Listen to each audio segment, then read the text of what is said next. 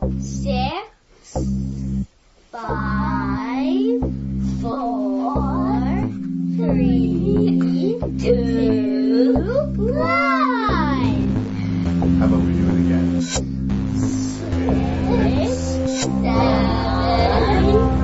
4, 3, 2, 1. I think I got it. Okay, let's try one more time. I definitely didn't. Ready? Making review. Making review. Say 6, 6, 5, 5, 4, 3, 2, 1.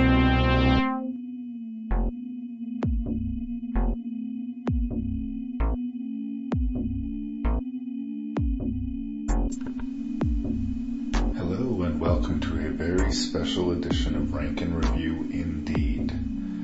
Today we are going to look at slasher cinema history. And I have a very special guest. My co-host for this episode, Scott Lehman, has been my friend as long as I've been alive. And he introduced me to the horror genre. No Scott, no podcast. So I'm thrilled to have him here. And he traveled long to get to here, to be here with me and record this podcast. So, special props to my boy Scott Lehman. It's been a long time coming, and I look forward to getting into the business.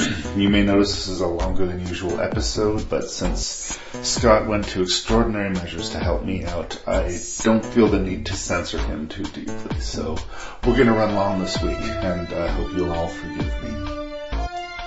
As usual, you can expect coarse language and spoilers for the movies discussed. And as usual, you can contact me at rankandreview@gmail.com. Let me know how I'm doing, rank the movies, and tell me what I got right, tell me what I got wrong.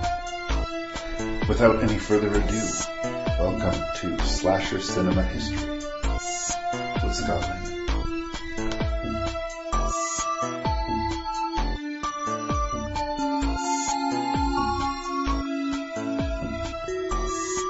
Alright, hello and welcome to a very special edition of Rank and Review. I don't know how you imagined this Rank and Review was going to go, but this is it. We're doing it now. I have a very, very special guest here, Scott Lehman, who I've known as long as I've been alive. Yes, say hello, Scott. Hello. Hello, it's me. Depends on what you mean by special, I guess. But either way, I qualify. I have been looking forward to having you on the show because I really think if there was no Scott Lehman, there would be no Rank and Review. Oh. I think that you and your sister are very much responsible for me not just liking horror movies, but having some sort of special crazy fixation on them. So is this a thank you, or are we to blame? It's our fault that you are the way you are? Is that... I'm here to say thank you, but I think most of my therapists would have already said I'm beyond help. So, you know... This studio is much like I imagined it. With all there's a lot more pornography on the wall than I pictured. It also doubles as a kill room. Yeah, it's great. Stack of soiled hustlers beside me. There you go.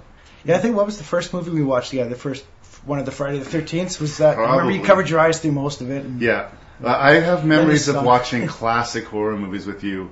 Evil Dead 2, for example. When I watched it with you and your sister, it was terrifying to me. Right? I was scared of it. But I was 8. Right? I don't know where parental supervision was, but we were watching movies that we shouldn't have been watching while we were in the single-digit age category. And Scott, being a couple years older than I, he'd seen them and knew the good ones and knew, oh, you got to see this one. I love this one. It's got blood and tits in it. Prom Night 2 is the tits. So, at a young age, you're right. I spent a lot of my time with my head under the blanket or watching it, plugging my ears. That was one of my favorite ways to get around the scare because the sound was what would really scare me for some reason. No, that makes sense. All the screaming and the sound of a knife going through a person's head does stuff to you. Scott has a comparable movie collection to me, I think. Do you think? It's pretty close anyway. Yeah, I mean, it's not a competition. It's not a competition. I don't know, how much you got? I don't actually count them, because if I do that, then I start doing the math about how much money has been spent. Yeah, that's not. Let's move on from that. Enough that I can, do a podcast and do 30 straight episodes without reaching outside of my collection of. Oh, it's impressive. The other reason this is special is that, unprecedentedly, Scott has driven all the way from Edmonton to Saskatoon to do this podcast. He's faced hours of Canadian highway to be here with me today, so this is a special occasion for me. A beautiful prairie drive.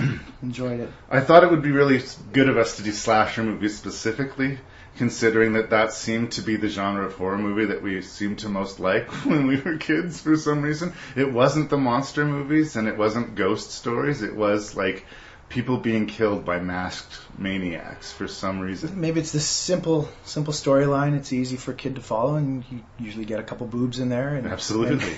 I know definitely it was part of it is the forbidden fruit. I mean, we're not supposed to see that level of violence. We're not supposed to see this, yeah. And we're not supposed to see boobies. And with these movies, we get to see both. And I'm sure, I was fascinated with this stuff before I even understood why I was fascinated with this stuff, Because why would an 8-year-old be fascinated with sex and violence? We already had a really good, understanding of it. We were. I can't explain that. That's, yeah. We wrote novels. That's right. Illustrations. Illustrated novels that are just dressed up rip-offs of Friday the 13th. You got much further along in yours. But, that was the level of imagination that got sparked in us by them. I think that you were so into it, too, kind of made it okay for me to be into it. Because I always looked up to you. Oh, still kind of do. You're a role model. Yeah, just deal with it. I'm a fucking role model. Cheers, by the way. All right, cheers. Let's go. Okay, so I decided that I kind of force-fed you this first podcast, and hopefully you'll do another one with me someday. But we'll see how this one goes if you want me to do another one. But I will want you to do another one. I just think it's weird that it's taken this long to get these 6 movies reviewed on here. It's true. This should have been episode 1 or 2. These are your grandfather. These are your. Yeah, well, I don't really go chronologically. Like I said, the first of the Alien franchise that was reviewed on my podcast was Aliens vs. Predator Requiem. That just doesn't seem right, does it? No. But, slasher cinema, a history. Since we have such rich history together and we love slasher movies so much, who better than to talk with me about, I think, sort of the 6 of the more important, influential establishment of the genre entries of slasher horror movies would be. And these were the 6 I picked. Were there any loud omissions out of those 6? Do you think I should have switched one out for another? Well, I don't know. Yeah, you could. One that pops in mind, My Bloody Valentine could maybe made it in there, the original one, or even A Child's Play, or I considered Black Christmas as well. Yeah, that's. But I decided to save that for Christmas. So. I brought some stats on these 6 films, actually, because I'm a sports guy, too. So sports guys like stats. But including sequels, remakes, and TV, we're talking about 6 films which led to 45 movies. So far, 45 movies and 3 TV series based on them. and inspired countless others. So in this week that I watched these movies, I watched 29 people die. Some people very violently, and 29 people and 3 animals. There were 3 animals as well. We can get to that and see if you remember those. Oh, well, skill testing question. There you are. See if you can find the animal abuse. One was for real, too. Yeah, the snake. Yeah. The snake. I remember that one for sure. Well, just for the cheap seats, the 6 movies that we are going to look at. Psycho, made by this obscure director, Alfred Hitchcock. What's he done? Not much lately, actually. He's kind of slowed down in his output. We have Tobe Hooper's establishing film, The Texas Chainsaw Massacre. No Texas Chainsaw Massacre, I think no career for Tobe Hooper. Nope. So, is that a good or bad thing? We will discuss. When a Stranger Calls, I would say arguably the most obscure title out of these list of 6, but the most classic in its slasher structure of the babysitter and the phone calls and that sort of suspense. Of course, we have Halloween from John Carpenter. Mm-hmm. We have the knockoff of Halloween, unabashedly, Friday the 13th. And then going all the way, I think, to 1984 we've come now. It's pretty recent. Yeah.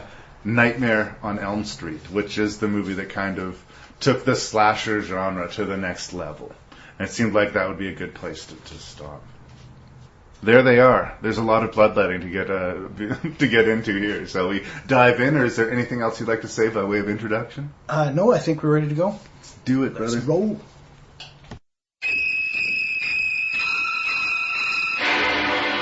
Here we have a quiet little motel, when in fact it has now become known as the scene of the crime. You have a vacancy? Oh, we have 12 vacancies.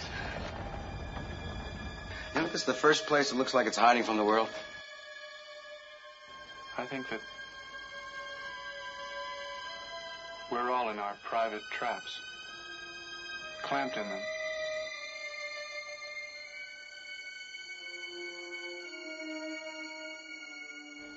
And none of us can ever get out. Is anyone at home? Oh, that must be my mother. All right. In 1960, I believe. Yes, 1960. Out comes Alfred Hitchcock's Psycho. Alfred Hitchcock is already a huge name, of course, at this point. People will go to the movies based on him making it. And this is based on a novel by Robert Bloch. But on its surface, it wouldn't seem like something that would really interest Hitchcock, in that it's appallingly simple in a lot of ways. Almost too much so to at the time, arguably Hitchcock was the greatest living director. Okay. So why is he making this movie Psycho? I think the reason he was making the movie Psycho is not because he was trying to create the slasher film genre, which is what he kind of did with making this movie. But I think he read the script and really locked on to this idea of having the audience connect with this one main character for the first 40 minutes of the film. And have, this is our protagonist. This is who's carrying us through this movie. And then ripping the carpet out from underneath the audience by killing her. Definitely killing her. She's not maybe dead.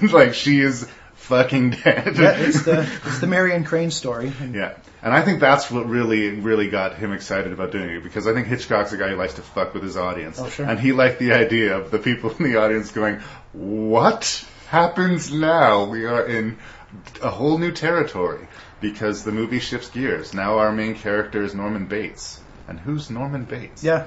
Or is it his mother? Who's the main character now? Yeah. Well, first of all, I made a mistake. I watched the remake by accident. No, I didn't. You know what? Actually, funny about the original Psycho is the last movie of the Psycho series that I had actually watched. Oh, really? Yeah, and it was later in my adult years when I knew about Psycho and heard of it, and I basically knew the story of it. And I saw Psycho 2 when I was in grade school, elementary school, and then saw the further sequels. And of course, Psycho 2 opens up with the shower scene in Psycho, so you're kind of well acquainted with what happens. It wasn't until later on when I finally thought, okay, I was in a shitty hotel room in Lloydminster when I got a chance to see Psycho. So, all right, I'm going to watch Psycho now. And maybe it helped the mood because it was a really grimy hotel. Yeah. And so I watched that, and you got to go into that movie not pretending you don't know anything about it, because at this point, everyone, you know about Psycho. Everyone knows about whether you've seen it or not.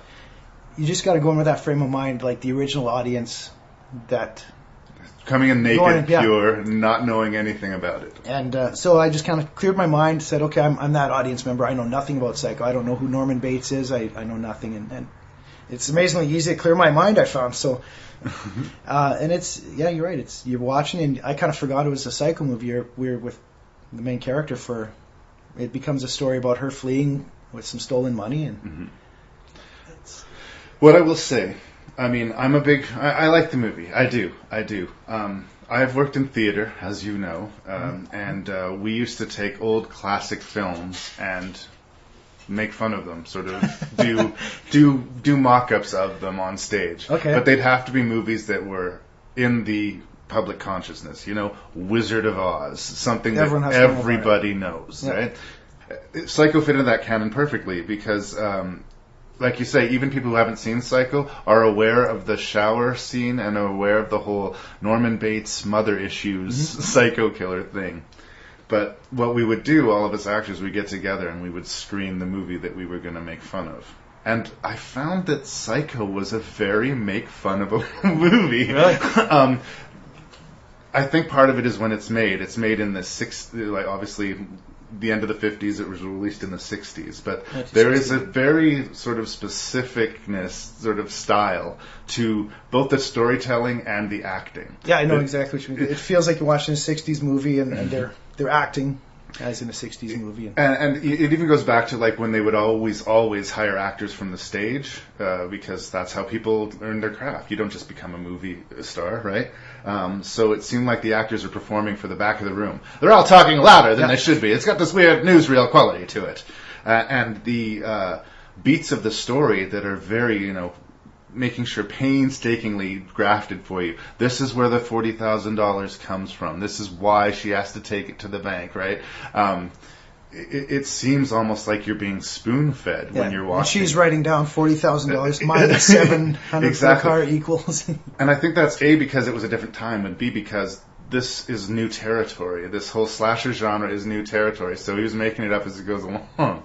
So a lot of things do seem overplayed, and I'm going to be frank, the fact that the movie is just a hair over 2 hours long is felt. I felt that. As a modern day viewer, I can appreciate that it's Hitchcock, I can appreciate there's some really amazing sequences to it, but this movie did feel long in a way that some of the other movies in this list didn't to me. It probably is the longest of the bunch too, isn't it? I think so. But yeah. That final scene where everything's explained to us as well, kind of fits in that too, right? Yes, the movie didn't trust us to put that together ourselves. Yeah. So a psychiatrist says, this is who Norman Bates is, this is why he did what he did. It's an 8-minute explanation. Yeah. I misspoke. This is 1 hour and 48 minutes long, but it feels longer. It's definitely a movie of its time, and I would want anyone who's watching it to be prepared for that. I think that if you're listening to this podcast and if you're this into slasher movies, you're willing to take that on the chin. And this is not me saying that Psycho is a bad movie.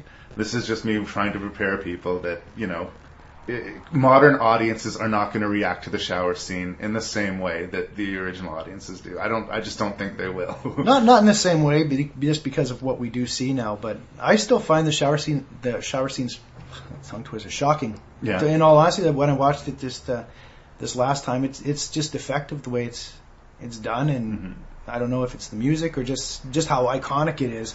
I'd say it's probably the most famous movie murder of all time. I would not argue with that. I can't think of one that's more famous than that. Just whether you've seen the movie or not, everyone knows the shower scene. Yeah. I love the shower scene, and like it is a film school, in a lot of ways, and how to build suspense and show as many angles as you can get away with given the time. At the time, that was pretty crazy to see as much as we did. Which really was nothing. Which was nothing in the end of it. Some chocolate syrup and side boob. Yeah. But I think that where I get really interested in it is the moments following that. Like I say, that's the dividing line of the movie. Once we lose her and we start focusing on Norman Bates. Because, again, like you said when we started, you have to pretend you haven't seen this movie. So to the audience at the time, Norman Bates comes in, discovers this body, and goes about the business of covering up the crime to protect his mother. Yeah. Right? And I was 100% with him psychologically. Like, if we didn't know the dirty secret about his mother being a corpse rotting away in the main house. Dude, what if someone hasn't seen Spoilers? Spoilers. Come on, it's only been over 50. But if we didn't know that, all of his actions make complete sense. Yep. And I really liked that. Well, he's so perfectly played, too. I mean... Anthony Perkins nailed it. It's 28 minutes, and you meet him for the first time. And I gotta say, I loved him. You meet him, and he's nervous, and he's dorky, kind of, and he's kind of sweet, kind, friendly, and you just kind of buy into, he's offering to make her sandwiches and milk, and it's... Yeah. I think it's also a modern performance in a maybe not so modern movie. His style of acting is different than everyone else. He doesn't have that, Texan guy sort of overplaying it, or that car salesman sort of guy who's just throwing the lines out with as much gusto as possible. I've got gumption, see? Yeah, I'm watchable. He doesn't play it like that at all, and he doesn't project like that. He's nervous and mumbling. He's got like a little kid's energy, but he's clearly he's the one guy that I think that's believable in the movie. And still today, like you forgive the archness of the other performances because that's how it was done. Yeah, but Anthony Perkins was doing something different, and that's frankly, I think, part of what makes the performance so memorable. And even after he has that argument with his mother, and comes down with the sandwiches and milk, and he drops that hint. That first hint when he says the boy's best friend is his mother, and it's a little bit awkward at that point, but you still think, well, he's still just so damn, kind and polite, but still just that nervous. And you think, well, maybe something's weird. Either maybe something's wrong with mother, or is there something wrong with him, or their relation? Something's wrong, but you still. And then you're saying when he's cleaning up the mess, he's terrified. He looks shocked, and you get the impression also this isn't the first time he's had to cover up for one of mother's messes. So. And then you have no idea, okay, where is this movie going now? This reminded me of the time when I seen From Dusk Till Dawn. Right. And these movies are nowhere. I'm not comparing them at all. Understood. No, but it's almost, we're watching the Marianne Crane story. Yeah. And then all of a sudden she left that movie. She drove away from that movie and drove into a different movie at the Bates Motel. Yeah. Where there's already a movie going on. And that movie she should not have driven to this movie. Yeah. So, and then these two movies connected, and he killed her, and then we have to watch the rest of this movie. Yeah, that movie ended abruptly. I went to see From Dusk Till Dawn in the theater, not seeing a trailer. I watched half of it. I'm thinking we're watching this heist movie or a criminal brothers getaway. Sort of a grimy road movie. I had no idea that 45 minutes in, I'm watching a vampire survival flick, and it's a fun way to watch a movie. It's definitely, they kind of moved your chair on you. I think one of the great things that I like about it too is the psychological depth of that we're given to Norman Bates' character. There's a scene in this movie, I think you talked about it briefly, where he fixes her a sandwich and they have a conversation in the little back office. And he talks about stuffing birds and his relationship with his mother and how lonely it is there. And we learn so much about him, but it doesn't feel like we're being spoon-fed exposition. We are, but it seems really natural the way it comes out. And one of the things I really treasured about that scene is it's a scene that you would never see, today. That's like almost 10 minutes of two people in a room just talking to each other. Almost Tarantino-esque. Yeah, Tarantino's the only person in Hollywood who can get away with it because nobody tells Tarantino no, right? Because as far as we know, they're not talking about the movie at all. And whether or not she's even listening to what he's saying, because she's almost thinking that somehow he's talking about her problems. Yeah, she's preoccupied. You know what? You're right. I should return this money. And are you listening? And that's interesting psychologically too, because Marion sort of does have the epiphany that she needs to go back and return the money. And it's after she makes that decision that the decision is taken away from her, And that's sort of an interesting layer to it as well. The fact that the $40,000 goes into the swamp, like that, all of that time that they spent setting up where that money came from and all of a sudden, and that just it meant nothing to Norman Bates, the money wasn't a motivating factor to him. And the sister and the boyfriend came after, and they're looking for what they were accusing. He killed her because he wanted the money. Exactly. And all of a sudden, they don't realize, no, that part of the movie's over. We're in a different movie. The $40,000 is in a swamp. I think what we're saying is that there's a lot to like about Psycho, and it's definitely earned its place in cinema history. I think that there's a lot of people that would just assume that Psycho is on the list. Alfred Hitchcock directed it. It's number one on the list. And I'm going to drop some spoilers for you, Scott. Psycho is not going to be number one on the list for me. I have a lot of respect for it. It's on my wall. And I think that of the Psycho series, even though, it is arch and it is of its time, it is the strongest entry of the series. And 2 people die, by the way. Yeah. 2 deaths. So it leaves an impression, and it opens the door for what was to come. The brother's talking to Norman, trying to get some answers from him, and just he's he's tripping over his answers. He's getting caught in his lies, and he's getting confused and nervous. It's just brilliantly played, and I think the performance by Anthony Perkins makes the movie. It really does. And just to see, you've got the remake right there. If you want to know how great a job he does, just watch the remake and see Vince Vaughn in it. Yeah. And actually, let's spend a couple minutes on the remake, because I don't know if I'll get around to it on Rank and Review. I'm of the belief that you should remake bad movies, frankly, as a rule. Movies that didn't go well but had a good premise, you know. That movie should have been good but wasn't. So let's try again, because that story has some good elements. I don't necessarily get the need to remake classics. In a way, I understand. I complained about how it was very obviously in the 60s sort of mindset. Bringing it to a younger audience, I can see the impulse there, but you're going to piss off as many people as you're going to please. I think probably more so, right? I think that's the only reason to remake this one was kids aren't going to go see a black and white movie made in 1960. Yeah, so, black and white? But it's a great story, and they wanted someone to see it, but... And this is not even like when they remake Friday the 13th or Nightmare on Elm Street, where they modernize the special effects and put more recognizable actors. Re-envision it, do it different. Yeah, but a new spin. This Psycho remake that Gus Van Sant decided to do was practically shot for shot. Yeah. I just don't understand that as a conceit. He spent his Goodwill Hunting Hollywood credibility to get this movie made. He was an indie movie director, you know. He was an art house guy until Goodwill Hunting came out, and all of a sudden he was, you know, mainstream. And with that that tether, he decided Psycho was the movie he needed to make. And it was folly. I mean, this is a movie that is not remembered fondly at all. I had a problem with those little flash random portraits that were shown in the death scenes. Yeah. It's like a goat on the road or a woman in lingerie or something. And clouds in the sky all of a sudden. And if nothing else was changed, the stuff that you do change stands out so much louder. Anyway. And seeing Vince Vaughn masturbating was... you get Anthony Perkins, he's looking through the hole in the wall, but you don't... But I have to believe, I will admit that I have not read the novel, but I have to believe in the novel he was jerking off behind the wall. Why do you spy on a girl in a shower if you I don't know. Putting it in the bank. Exactly. Bank it for later. I guess we just handle things differently. Typically when I spy on people in the shower, I'm masturbating, but that's me, you know. All right, I'm going to make sure I don't shower here. Damn it. But, as soon as you see Vince Vaughn in that movie, he seems he's unsettling, and he doesn't give the same. Like I said, you see Norman Bates, and I thought I love the guy. Yeah. If you don't know that he's going to kill two people in the next, you almost feel kind of sorry for him. You got to be lonely, and I kind of cheered for him. I almost hoped he didn't get found out or things. It's the whole business with the stuffed birds, and they touch it on both movies. But I think I like it as sort of a psychological kind of comparison. He says that his mother is as harmless as one of these stuffed birds. Yeah. And the stuffed birds are creepy because they're supposed to be, real animals, and that he spent his time hollowing them out and throwing their guts away and filling them with fluid to get them to pose just perfectly for him.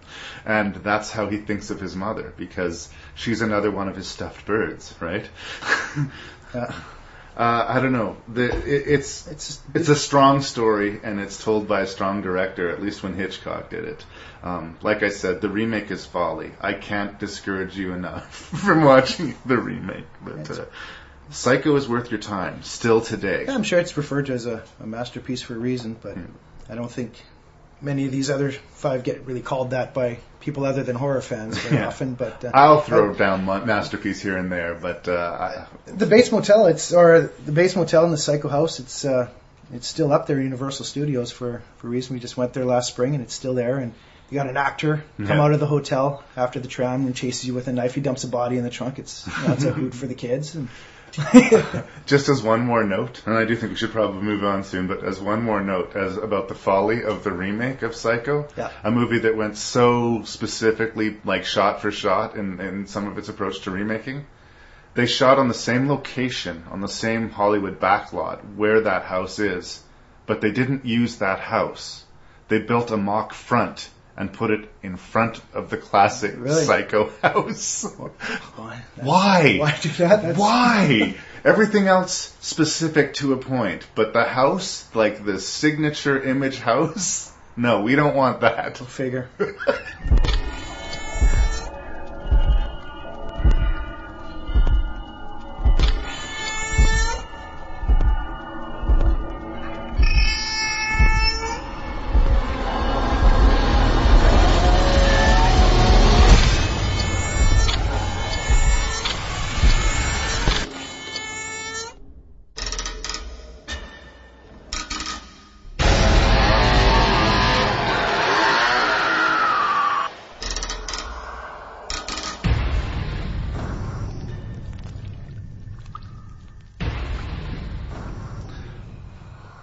All right, so we're going to jump ahead 14 years. And of course, there was plenty of slasher cinema to be found in the in-between, in drive-in movie theaters and sort of the exploitation cinema of the 60s.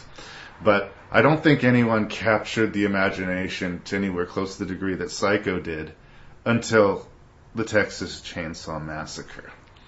With a very provocative title. What a great title. You had movie tickets sold just by the title. You know exactly what you're getting into with that. There's no When a Stranger Calls or, I wonder what this movie's about. Right, no. You're not going to go see this movie. It's a specific movie for... Texas Chainsaw Massacre, that's the one about the family reunion, right? Right. No. It kind of is, yeah. The talking dog movie, right? No. Tobe Hooper, I find to be a frustrating force in the horror movie industry, to be honest. I mean, I think you got really lucky here. I don't think he's an untalented director as a rule, but this was a movie made by a group of friends with no money, and I have a lot of respect for that. In fact, like that's something that I am attempting to do myself. So really? I'm not gonna wag my finger at anything like that. But I think that this movie, part of the magic of it, may be that it's more about luck than skill. It could be. I mean, you think if that exact movie came out today, would it be even considered as or just be a throwaway movie, or maybe it's because of when it was made, or a combination? I'll just do brief lip service to the plot. I mean, I think most people are somewhat familiar with Texas Chainsaw Massacre. Before you do the plot, you gotta say it has a nice introduction by Dan Fielding. Yeah, that's right. John There LaRoquette you go. narrates the opening to the Texas Chainsaw Massacre. And they got him back for the remake. That's right, They dude. used him again. I thought that was a really nice Yeah, touch. you got to give him work. Yeah. Night Court was a long time ago.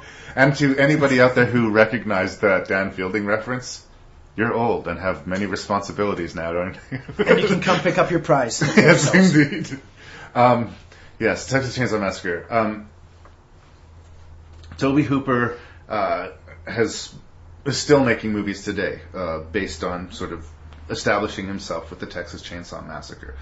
Arguably his high watermark subsequent to this would be like the 1980 movie Alligator and the 1986 or 85 movie Poltergeist, which has been loudly rumored to have been more or less directed by Steven Spielberg. Yeah. Some people who were actors in that film will say there was large portions of filming where Tobe Hooper was not on set. The thing is subsequent to the Texas Chainsaw Massacre, when I look at the work that came out from Tobe Hooper, I don't see anything near this. I don't. And he's had much more budget, he's had much more talented people to work with, and he's had decades.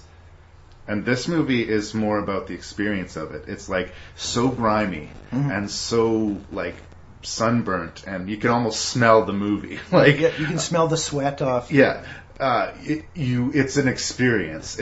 People say that it feels like a documentary. It's clearly not a documentary, but it feels so grimy and Weren't real. people walking out of the theater? Supposedly, in its first run, people thought it was a snuff film. Or, Yeah. I mean, I'm not sure if that's true or if that's just legend at this point.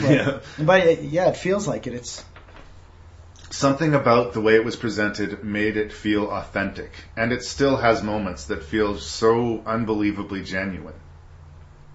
Another fascinating thing about the Texas Chainsaw Massacre, despite the title and despite the reputation, how much blood is in this movie? not a lot. And Almost none. How many people get killed by a chainsaw? None. One does. One. Oh, the wheelchair kid, right? Yeah, I was going to say that I would call fucking shenanigans on. It's not really very much of a chainsaw massacre, is it? Well, presumably he cut up all the it's a bodies. chainsaw with the inconvenience. chainsaw. Yeah, indeed. Did you? Man, it's so happy when that guy gets it. Oh, with the chainsaw. God. Franklin was the most irritating character. And we will see echoes of Franklin in subsequent slasher movies. The character who, on one hand, we should feel pity for, but on the other hand, is so fucking obnoxious that we actually have a feeling of elation when they are killed off. I mean, I felt sad. He's a wheelchair guy, but I hadn't watched this movie for quite some time, and I had forgotten how annoying Franklin was. Yeah. Like, just to the point where for a moment, I was thinking, this is going to ruin the movie for me. This doesn't have the shine I thought it did. And Times it doesn't seem genuine. I thought he's whining, he's complaining, he just won't shut up. And that scene when he has a temper tantrum at the bottom of that abandoned house, and he starts blowing raspberries. Yeah. And he's spitting, and he's like, holy fuck. Like, nobody wants me around. Everybody's feeling sorry for me because I'm in a wheelchair. My life is terrible. Why do you guys bother? Blah, blah, blah. I was thinking, this is ruining the movie for me. I can't watch this guy. It was horrible. And actually, I'm not sure if this is true, I read that he was actually in the movie when they were filming. He was really getting on the nerves of the other actors. You heard that as well? Yeah. In the documentary, and so they talk about it. Yeah, some of that was genuine with his sister getting pissed off at him at the end, and he's whining about the flashlight. There's lots of stuff about this movie that is interesting, like the fact that the distribution rights were bought by a mafia. The company was a front for the mafia. As a result, nobody got paid really for this movie. But they got a career out of it because having the Texas Chainsaw Massacre on your resume gave you work because it was a cultural phenomenon. Yeah. But they got completely screwed in the distribution, made almost no money. Similar story for Night of the Living Dead, although the mafia wasn't involved. But even though it's one of the more influential horror movies of all time, its creators made almost nothing. Almost nothing. Unfortunate, but true. The movie takes its inspiration from this Ed Gein, which is also the seed for Psycho as well. But this one is a little bit more literal in that it seems like it's set almost in the backdrop of an Ed Gein-like experience. Yeah, that room where she walks falls with the bones, and there's the furniture made out of human bones and skin on lamps. Yeah, that's all Ed Gein there. And the reason they're on this road trip is that they found out that this cemetery was being... I don't know what the word is. There's corpses were being stolen. They're digging up corpses. Desecration. Grave desecration was happening, and they wanted to go and make sure that their family plots had been spared. And so that was also the impetus for the movie. But it's interesting that both these movies share the same inspiration, and yet they're very, very different. They both took liberties with the Ed Gein story. But yeah, the kids, sorry, I started talking about the plot about 10 minutes ago. But it's classic, they encounter a crazy hitchhiker and get spooked by it, and they just end up getting stuck in rural Texas. And it's just like the worst day ever. They cannot get out of this place, and they choose the wrong door to knock on for help. Yeah. That hitchhiker. Yeah. When he cuts his hand, he grabs that switchblade from Franklin. He cuts his hand. That's just so strange. It's like you always talk about your what the fuck moments. I mean, that was one for me when he just grabs, he cuts his hand, he's giggling, and just that whole scene. It's just weird, and whatever music they're playing in the background on the van, this is music that these kids would totally not listen to. I don't know, it's some sort of hillbilly weird music. And the driver is just driving along, no reaction, but. Well, they went for a very industrial score. It's not very musical score. No, it's in that respect, and it's just madness. But I think that performance, that hitchhiker, in a way, everybody talks about Gunnar Hansen in the movie, and I think Gunnar Hansen is really good. But that hitchhiker, I think, gave a terrifying performance. And it really sort of sets the template. And I kind of feel like that smear blood mark that he puts on their cars driving away was sort of him marking them in some way, Yeah. And I like that element about it. Watching the documentary on the film, talking about Gunnar Hansen, who was playing the famous character of Leatherface, the whole family is a bunch of cannibals and crazed lunatics, but Leatherface seems to be their butcher, the guy who does the bulk of the dirty work. They're all batshit crazy, but Leatherface is on a whole different level. I don't know what kind of psychological destruction has happened to him, if he's like... what his issues are, but he lives in this isolated world, and these lunatics are all he knows. And a telling thing happened. I'd never really thought about it in this way, but Gunnar Hansen was being interviewed for the documentary on my DVD, and he said, in the movie, the way he looked at it, despite all of the insanity that was going on, and despite all the violence that Leatherface inflicts on people, he is the most frightened character in the movie.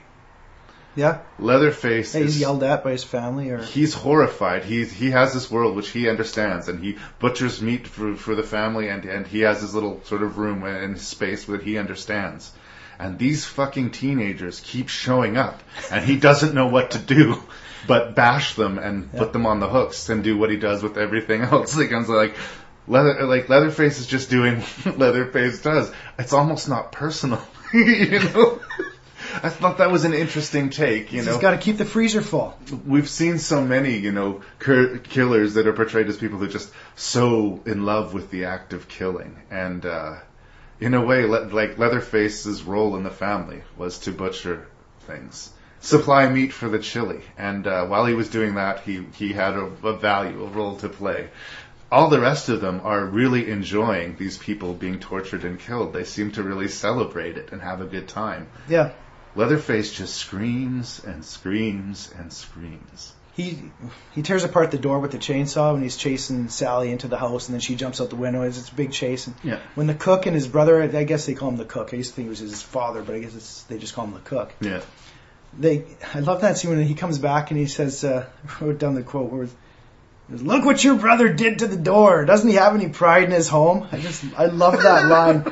This is the house with corpses and bones strewn all over the place, and he's got a little. And by the way, real bones and real dead animals. Yeah. And like apparently the infamous dinner table sequence, which was like a almost 2-day shoot. The meat on the table was starting to rot and cook under the lights, and people were barfing. It's such a grimy scene. You feel like you're saying you could smell it. You just feel like you smell it, and it's just madness, and they're screaming. And it's so shrill. This movie is 84 minutes long, and it feels sometimes like it's 3 hours long because it's just like piercing. That lead actress, she does a really good job of like making me believe she's been driven to the edge of madness. But I can't imagine how many hours of footage they must have of her just screaming. What's her name? Marilyn Burns. Yeah. I think she recently she passed stood away, actually. About the last 20 minutes of the movie, she's in a constant state of panic and screaming, and she just looks manic and terrified, and she sells it. It's good. You talk about Gunnar Hansen, the dinner scene. You know when they give the hammer to Grandpa and he's hit her, Grandpa, hit her, kill her, and everyone's getting excited and jumping up and down. I heard he almost felt like he was losing touch with sanity at that moment. He almost thought it started getting real. Really? And like he had to take a break after. And this, who knows how much of this, what you hear about these movies is legend at this point, and how much occurred. But I mean, you can get that. It's just that whole scene is just crazy. She's crying and screaming. The family's laughing and howling at her, and it's just madness. That's the most mad scene I think of. It's interesting because to me, even though we've already mentioned that this is not a particularly violent movie, it's very disturbing. And five people die. They don't show a lot of blood, but 5 people are killed. It's true. Yep. It's more disturbing than violent to me. It's more the experience of the movie. And the experience of the movie is so shrill and so disturbing and so ugly that it actually does, like you say, for me, kind of take away from the enjoyment level. It's a true blue horror movie. It does horrify. And that's what a horror movie should do, yeah. And that's what a horror movie should do. But there's nothing fun about the Texas Chainsaw Massacre. No. Some people will argue that there is, but I don't see it.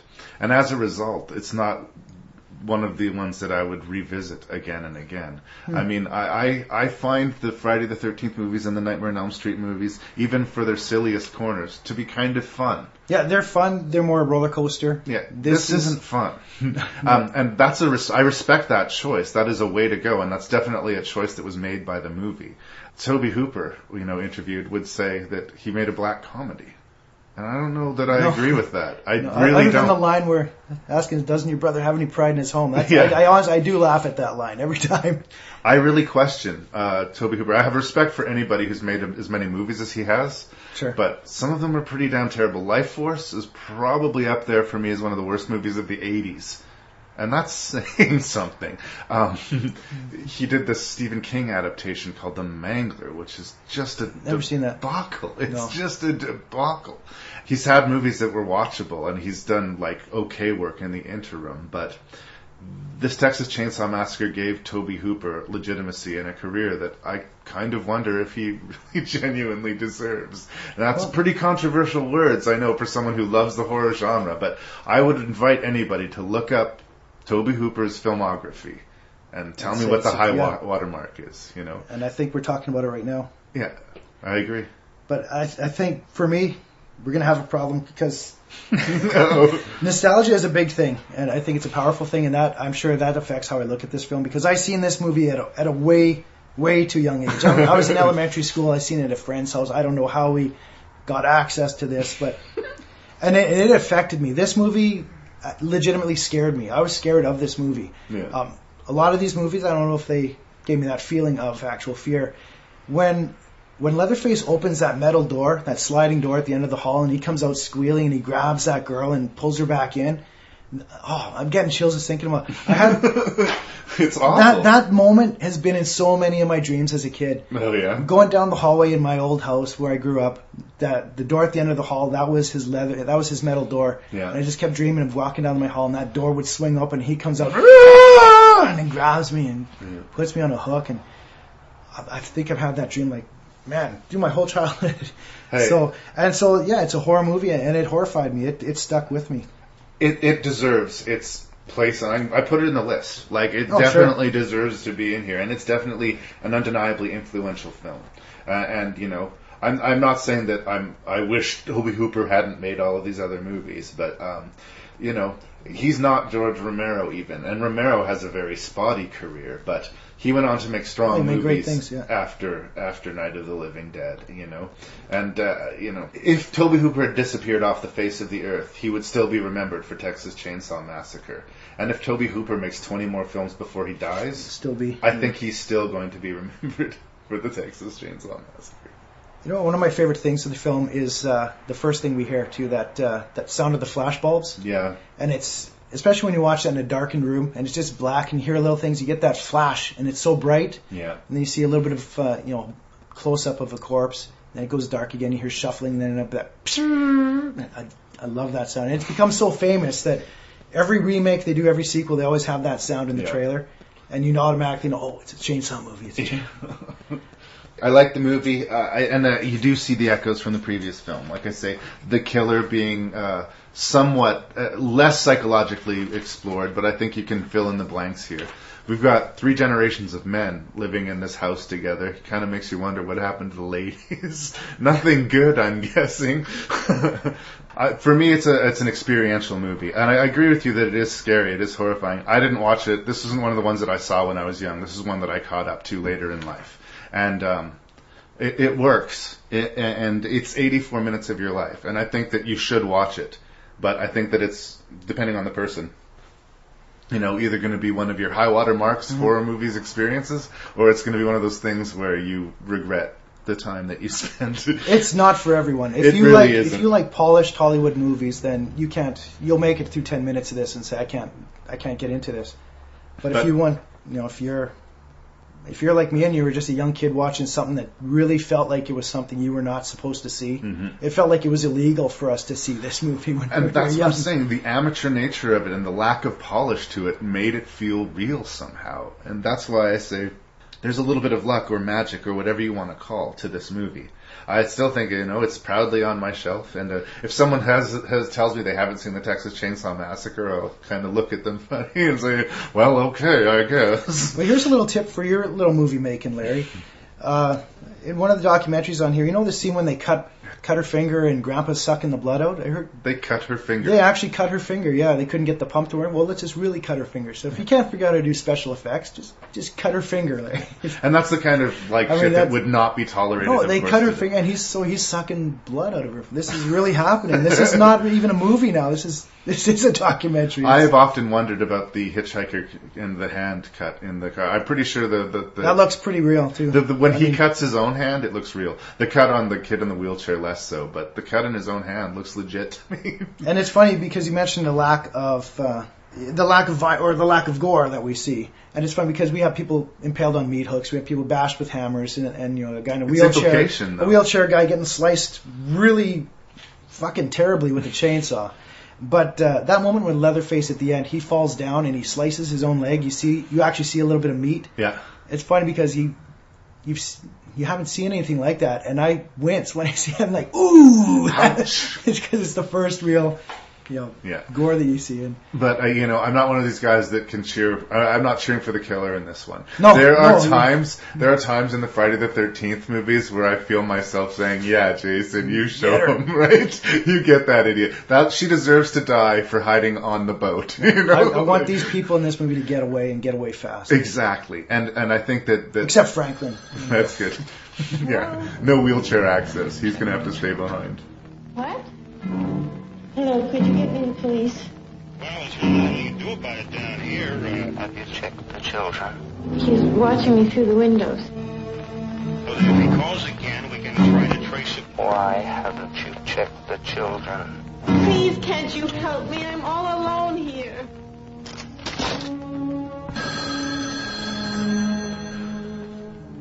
All right, this is a film called When a Stranger Calls. It is directed by Fred Walton.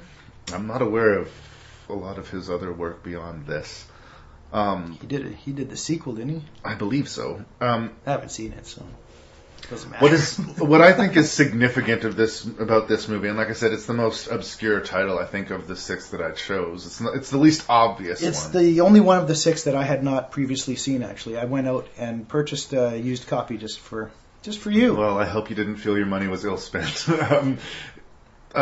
Much like Psycho, I would prepare people that this is a very 70s movie. It is Waka Chicka 70s. The sideburns are loud and proud, Some of the fashions of the time I find kind of hysterical. The white man afro that Carol Kane's husband is rocking. Yeah. But this is one of the cases where the datedness of it is actually distracting. Yeah. I think it actually takes a little bit away from the scares for me that the guy's rocking a white boy afro and that I'm supposed to take him seriously as a business person, and that's my own baggage. I don't know. I let that be. I just say I look at the date it was made and I say, okay, this takes place in this year. I try to let that be as much as possible. Sometimes it bothers me, sometimes it doesn't. It's just something that I would tell people to be prepared for when they came into it. Originally, this was a short film, and it was a short film called The Sitter. And I'm not sure if Carol Kane starred in it. I believe that she did. But it basically encompassed the first 20 minutes of the movie. Or otherwise known as the good 20 minutes. Correct. Okay. This is a question, and I've been searching on the internet a little bit superficially to try and answer it. The chicken and the egg syndrome. If the phone calls coming from the house babysitter thing is something that originated from this concept in this movie, or if it had predated this substantially.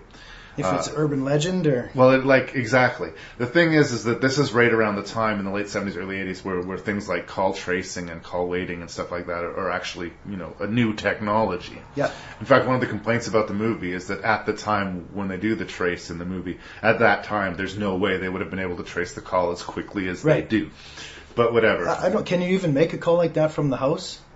It has to be a separate line, right? It would have to be 2 lines in a house, which is very rare nowadays. And in 1980 or what are the odds that 1979, there's a separate line in the kid's bedroom? that they didn't know about or forgot to. Again, it's just a plot point. Yeah. And if it was just a short film about the babysitter being stalked, we wouldn't chew on that. And honestly, when I'm watching the movie, I'm not focused on that because as soon as you get the shock, the call's coming from inside the house. You're not thinking, oh wait a second, how would they do that if they didn't have secret? You're just saying, oh shit, it's in the house, get out of here.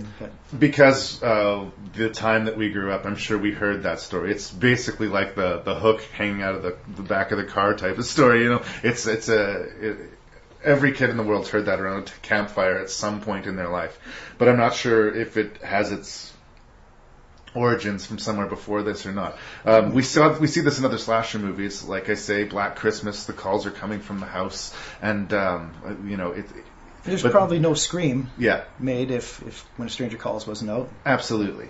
But that is really the big famous sort of thing about this movie, is the babysitter alone in the house. She's getting a series of threatening phone calls telling her to check the children. And the fact that the killer is that evil and that he has killed the children in the house and is now just spending his leftover time tormenting the woman downstairs is fucked up and crazy. But when they decided to stretch that short film into a feature-length movie, they kind of hurt themselves a little bit. Yeah, I agree. To me, we got a really strong opening, and we got a fairly decent ending, and we got a big, long middle. And the big long middle is It was a different wonky. movie. It's like, it was two movies that met again, and these two, I don't think these two movies should have met. It's one. Like I said, I didn't see this movie before. I felt like I've seen it because I've heard. Everyone knows the check the children line and calls coming in the house, and that's the big twist. And Much like Psycho, you just have to pretend you don't know the shower scene's coming. Right. And I think after that 20 minutes, I realized that there's more movie, and I didn't know where this was going to go because I thought, oh, that's the end of the movie, isn't it? Right. But I had no idea how much boredom I was in for the next 50 minutes. But Well, here's the thing. I mean, you're right. The pacing sucks in the middle. It really does. But there are interesting elements, and I don't want to spend too much time talking about the remakes to movies, but they remade this movie. I did see the remake. Yeah. And basically they tried to make that opening 20 minutes the whole movie. Yeah.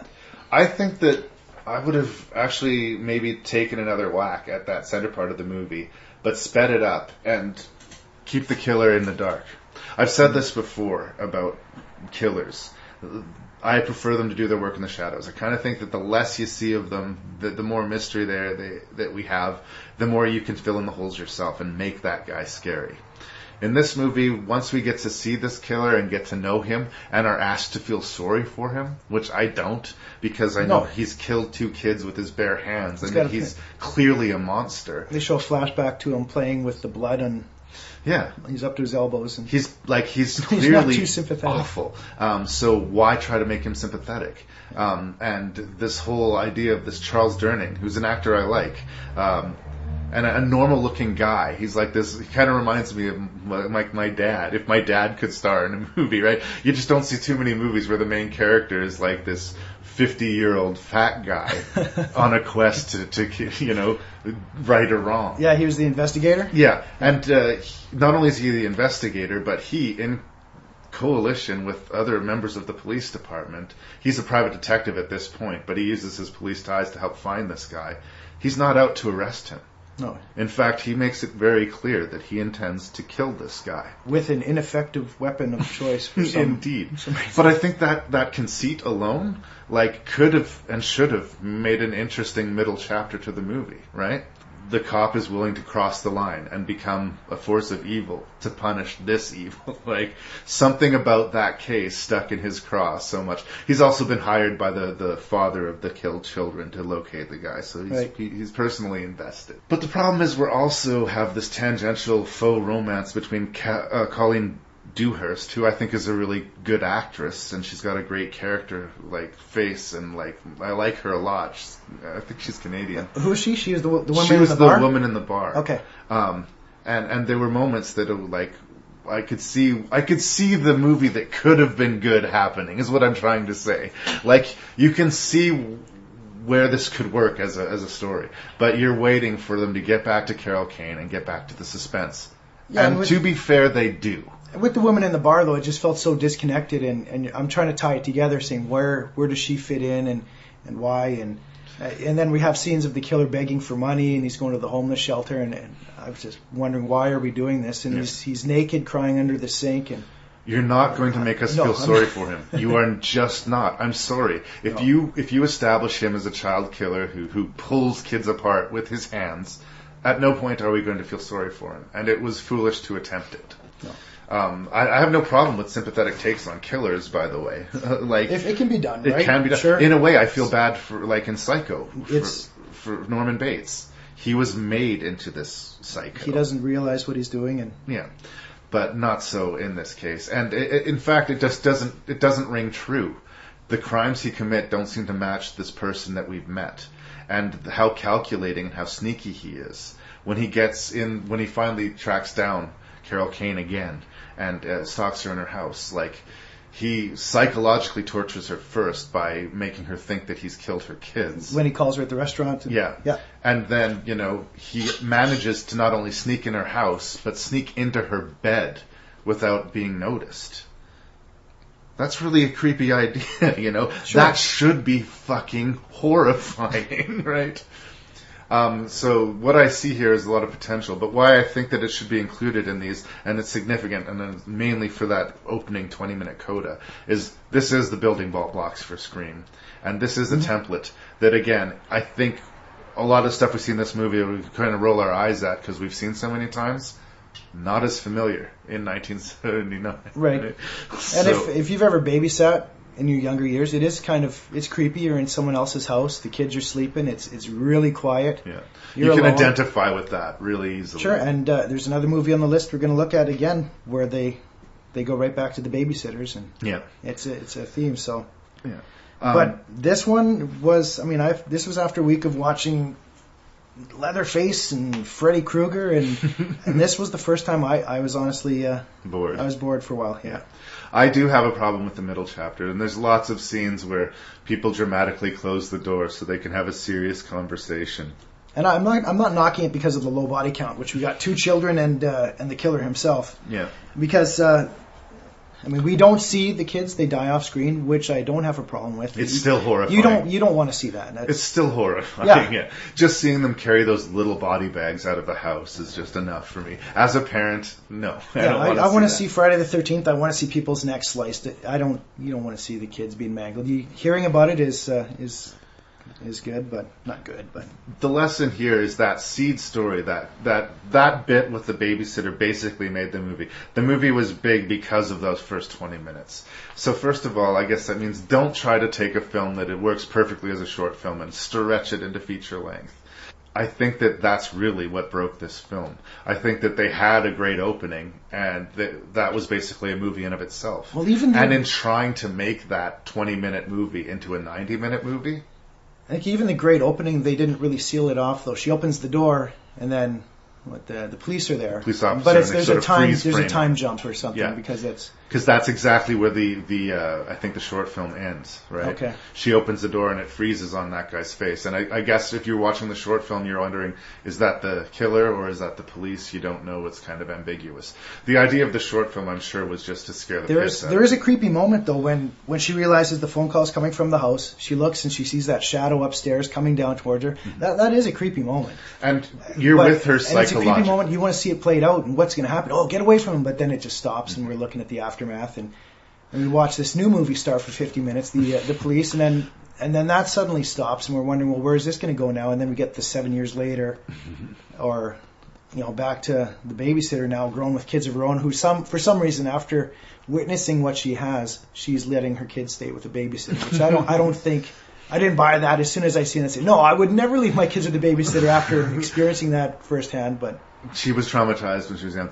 She let it go. I was more psychologically with her in the first part of the movie because, like I say, I agree. Everybody can relate to being the responsible person in a house that doesn't belong to you, and you're not familiar there. And at the beginning of the evening, it's kind of exciting. You're in charge. You're a kid, and you've got responsibility. But as the sun goes down and the shadows get longer, and the house sort of, reminds you that it's unfamiliar to you, you can get creepy. There were some good camera angles. You didn't know where the killer was, so kind of a shots of the clock or shot from outside. And Carol Kane, I think, was strong. I was psychologically with her. When she first calls the cops, she's a little bit embarrassed to call the cops because she's been scared by these phone calls, but she's scared enough to call the cops, so she's going to try it. And the cop talks her down, and you can sort of see her, okay, yeah, I am making too much of this, right? With that scene, I always thought when she calls the cops, to me, the cops sound like Cliff Clavin on the phone. And I just totally got that. I started, giggling inside, but, she's calling the police and he's saying, it's probably just some kids there. Some kind of weird, I think he's some kind of weirdo. Yeah. The city's full of them. It's like that's going to make her feel better. It's probably just some kind of weirdo out there. Or the doors are locked, Wouldn't right? worry about it. Yeah, of course the first thing she would do is lock the doors. But when she called the cops, she said it wasn't an emergency, so she's just being sent to some random desk, right? Yeah. But when the worm turns and they finally decide to trace the call, they call her back. Calls are coming from the house. She doesn't even respond on the phone. As soon as she hears that information, she's unable to speak. Mm-hmm. But she still has this quandary. What has the voice on the phone been asking her to do? Check the children. What is she there doing? She's the babysitter. Everything in her would say, run out the door right now.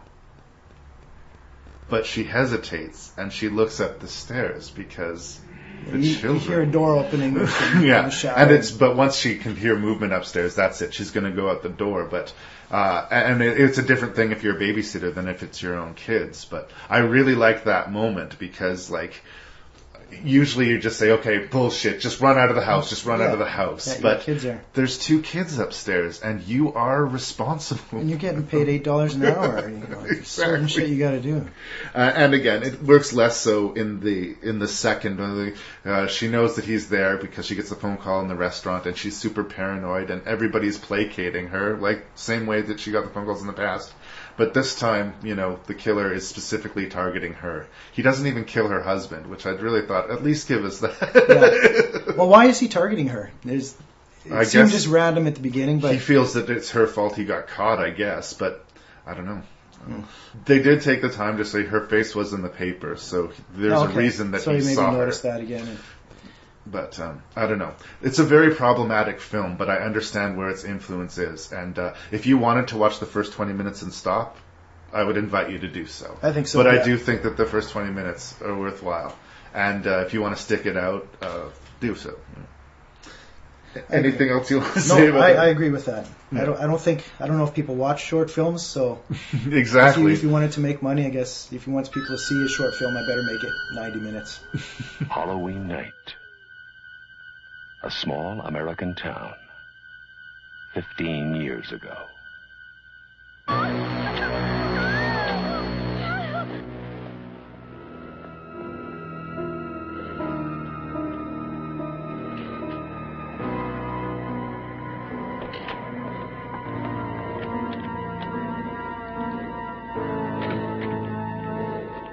Michael?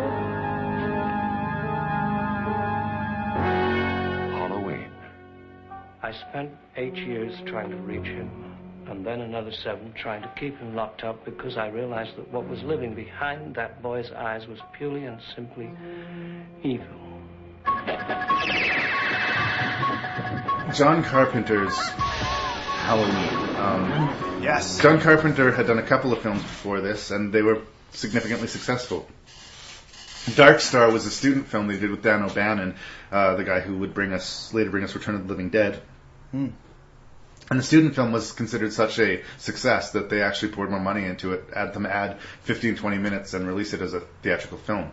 And shortly before Halloween came out, Carpenter had released a film called Assault on Precinct 13, which is actually, it's dated, but it's a fairly decent, action movie for its time.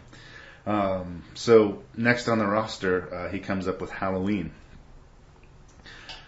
Basically, the package, in order to get the movie made, he basically agreed that he was going to do a movie on the subject of Halloween that involved babysitters and that was under, I think, $1 million, or maybe even less than that. I think like 800,000. I think it cost 300,000. Was it 300? So, it was appalling. Oh yeah, that's right. Because he lowballed the offer. He said, "I can do it for 250," but they ended up spending 3 or whatever.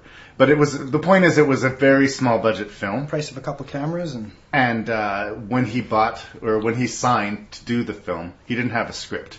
He had Halloween and babysitters were the essential elements. Action! And go make your movie. Here's your check. Go make your movie. And Carpenter brought us Halloween. There's lots of connections that you can talk about between Halloween and the previous films. Most obviously, Jamie Lee Curtis is Janet Leigh's daughter. Janet Leigh was killed in the shower in Psycho. Coincidence? Yes. The faceless mask that they give Mike Myers, the killer, to wear in this film, which was actually, trivia hounds out there, a William Shatner mask. Who was also Star Trek was Gunnar Hansen's favorite TV show. Oh my God! I'm kidding. Connected. I made that up.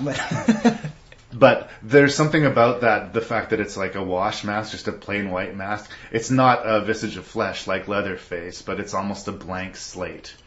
Instead of going for sort of this weird psychological or psychosexual, there is echoes of, homosexuality being scary and bad that you could argue were implanted within Psycho and Texas Chainsaw Massacre anyway. But in this case, You're not bringing that here, are you? Yeah. In this case, what we have is a blank slate. In fact, they didn't refer to him as Michael Myers. The popular culture embraced Michael Myers. John Carpenter always wanted this killer to be known as the Shape. Well, they call him Michael Myers in the movie. Yeah. He's doctor and... Yeah, no, that's his name. But the idea, I think that the thing that they're trying to sell is that he was born, this kid named Michael Myers, but he's the Shape. Okay. He's this force of evil. That's what he's credited in the credits, right? Yeah.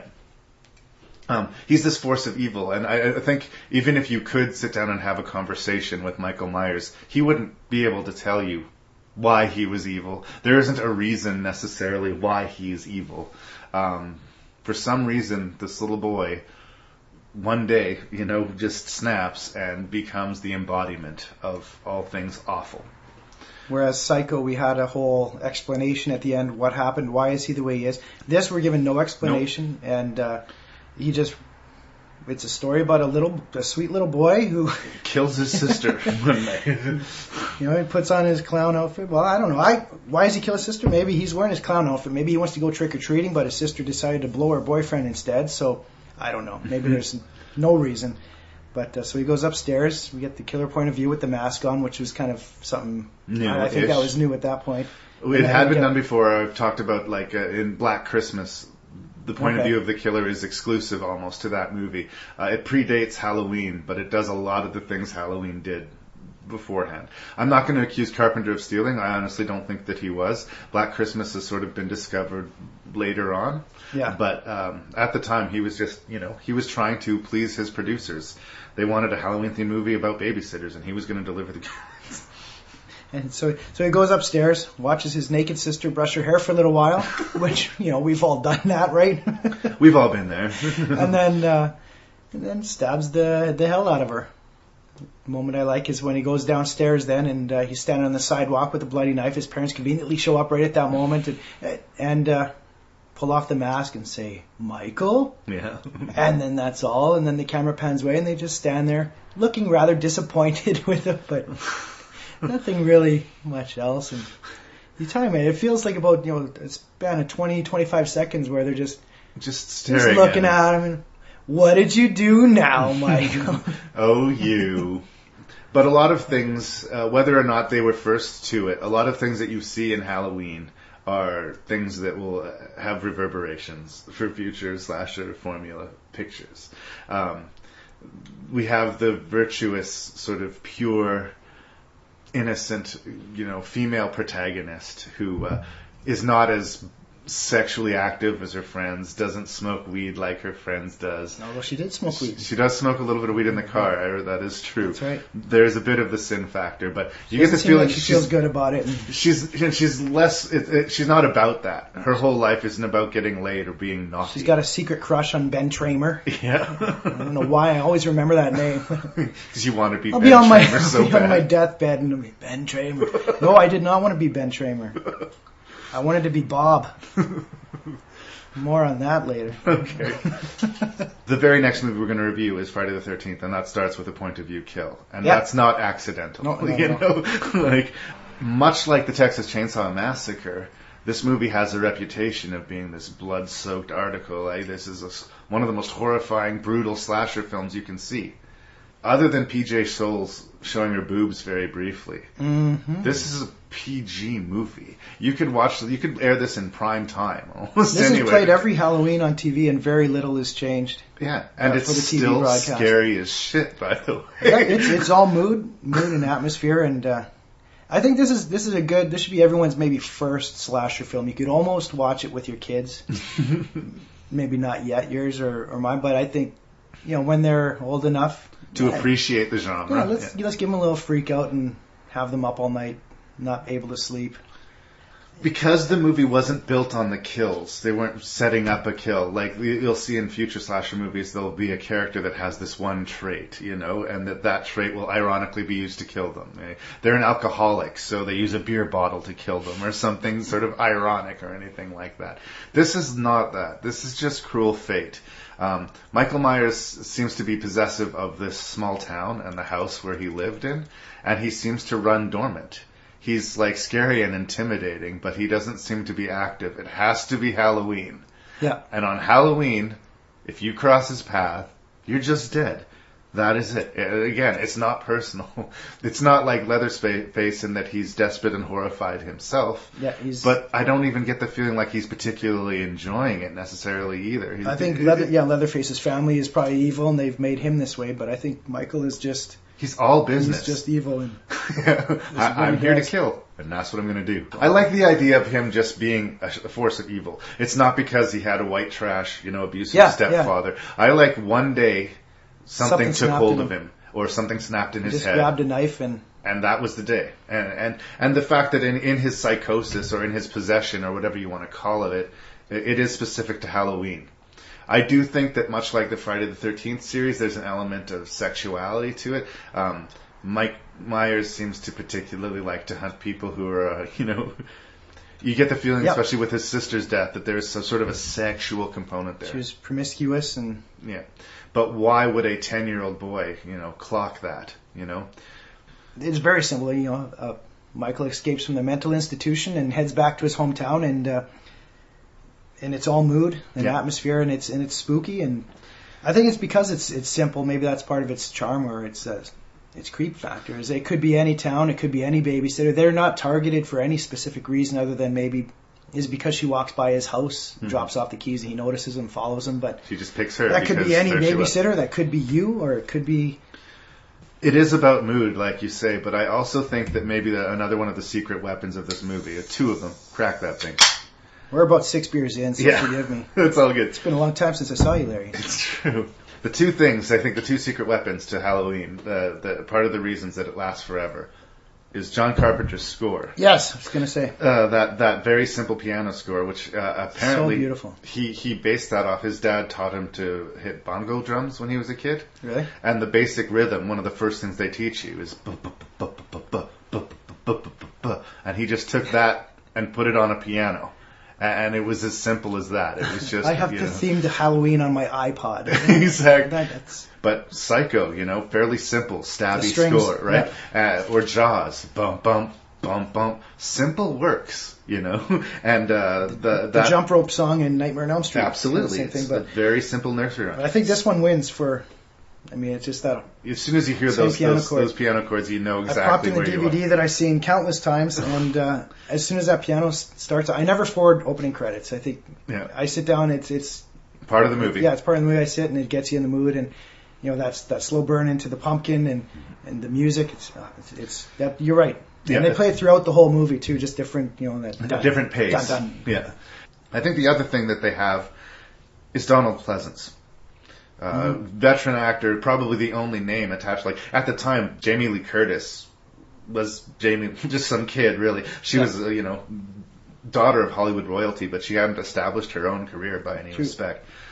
They had Donald Pleasance for 3 or 4 days on the shoot. Is that it? And they made the best he was the star, and that was a big part of the budget to get some kind of name, And he's also given, I think, in a lot of ways, really cheesy dialogue. But there's something he never plays through the franchise of it. It's true. And the later we go into it, the more it's laid on really thick, though, Yeah. But there's something about his performance of it. Even if it was a paycheck production for him, Donald Pleasance was going to do everything he could to, earn his money and give them their money's worth. And I think that beyond our own fear of the babysitters being stalked and what are going to happen to these teenagers, because Michael Myers doesn't have a voice, all of this background is given to us by Loomis. And because Loomis is terrified of Michael Myers, we're terrified of Michael Myers. Yeah. I think those two elements, more so than the basic simplicity of the Halloween title and the babysitters, like the universal sort of appeal, like you talked about with When a Stranger Calls, is being the babysitter in the big empty house and being responsible, even though maybe you're technically not old enough to be holding the reins yet, Well, so you mentioned there's Jamie Lee Curtis. Yeah. There's Donald Pleasance, but to me the real star is PJ Soles as Linda. Yes, really. Yeah, she was the girl with the red cap and Carrie. Yep. Right there. Riff Randall in Rock and Roll High School, and yep. And then Halloween, obviously, and that's where we get a little glimpse of. See anything you like, Scott? PJ Souls had that certain something in my formative young years, and she was my first girlfriend, and she just didn't know it. She didn't realize that. No, I was growing up thinking that one day me and PJ will be together. Oh, Stripes, that's the other one. That's great. I'm glad that she aroused something in you. But yeah, she was the flirty kind of party girl, and in Halloween, and yeah. She kind of... She said totally 8 times in the movie. Totally? Yeah, if you notice, she keeps saying totally. And I know in interviews she's like embarrassed about that, how many times. And I thought, I'm going to start counting. I just put a little tick down, and yeah, Several. I got 8 totals. Yeah, and a partial nude scene. So now, did you get that? I noticed it here, that the little pedophile remark from Bob. When our first introduction, that's Linda, PJ's boyfriend. Mm-hmm. They show up at the house. And they've been drinking beers. They're driving in the van. And they say, okay, let me get this straight. This is the plan. First, I'm going to rip your clothes off. Then you're going to rip my clothes off. And then we're both going to rip Lindsay's clothes off. That's the little girl that they're babysitting. And she laughs and says, totally. Yeah. And I'm like, okay, well, did that just happen? Yeah. Are they joking? But what I will say is that these kids are likable and relatable in a way that a lot of horror movies miss. They don't do things that are loudly stupid, I didn't think. I don't remember any scenes in this movie going, why in the fucking world are you doing that? And because unfortunately most of the victims here don't even know Michael Myers isn't a person out there in the world until he's, got a phone cord wrapped around their neck, or he's pinned them to the wall with a butcher knife, Well, in some of these movies you'll call bullshit, like you're saying. Yeah. There's one moment in this movie where the movie calls bullshit. That's when Michael escapes, and the doctor says, well, how would he learn how to drive a car? He's been institutionalized for 15 years. And, and Loomis says, well, he was doing fine last night. To me, the movie just called bullshit there, saying, hey, wait, how is he driving a car? He can't drive a car. Said, shut up, we're making a movie here. Michael Myers could drive because at that moment he needed to drive to get away. I find it funny that the movie said, wait a second, he can't drive a car. And Loomis says, shh, shut up. Shenanigans. Bullshit. Shenanigans. I mean, I think it's because I've seen this movie, 10 plus times. You start noticing now, you can pick it apart a bit, but it's beloved as a film from your youth. But when Laurie's walking to school, she crosses paths with the little boy that she's going to babysit later that night. And they also stop at the Myers house to drop off the keys. And then they continue walking to school and they split paths. Yet, they're establishing all these locations are within walking distance from each other. Correct. Yet when it's time to babysit, her friend picks her up and they drive across town. Going downtown past the hardware store that was broken into in the middle of a weekday. For some reason, the hardware store wasn't open on Halloween. It's a national holiday or something in Haddonfield. And they get to the house where they're babysitting, and it's pitch black out by that time. So they've been driving, I don't know. All day. Yeah, an hour. They leave the house, I think they say it's 6 or 6:30. And there's a sudden... it's at the 35-minute mark of the movie. There's a noticeable change in light. That's what I wrote down. It goes from, they drive by the hardware store, which just went through the world's quickest inventory. They said, hey, what happened here, Dad? Oh, someone broke into the hardware store, but all they stole was one mask, some rope, and a couple of knives. So they did inventory of the whole store. They wait, there's a mask missing and some rope. It just seemed very... reminded of Psycho in its sort of painstakingly talking you through the story beats and making sure everybody understands what's going on. They're not giving you enough credit to assume, yes, Michael Myers broke into the store to get stuff that he would use for his killing spree. And it's a half-hour drive to the house that you just walked past this morning. In an earlier scene. It's funny, I've seen this movie a lot of times too, and I guess I've never managed to care enough to call bullshit on that, because to me it's just about babysitters being stalked at night, It doesn't bother me that much. It didn't bother me either. I think the reason I looked at it is because you told me to take 6 movies that... or 5 movies that I loved and another one, but and you told me to rank them, so I have to find reasons. I have to find, why is this one going to be higher than this one? And I hate going to a game and seeing a tie. There's no ties are allowed. I hate you spend money, go to a game, and someone says, "Hey, how was the game? Who won?" You know what? Nobody fucking won. I paid $90. Nobody fucking won. That's bullshit. You know what? We're gonna have winners. There's gonna be number 1, number 2, number 3. I didn't want to make anyone pass number 3, but I had to. So I have to look for reasons, and that's maybe why I was being a little bit pickier than I normally is. Yeah. Well, I think what makes up for any continuity stuff for me is Michael Myers. For a dude who has no lines of dialogue, he has real fucking menace and real presence in this movie. And asthma.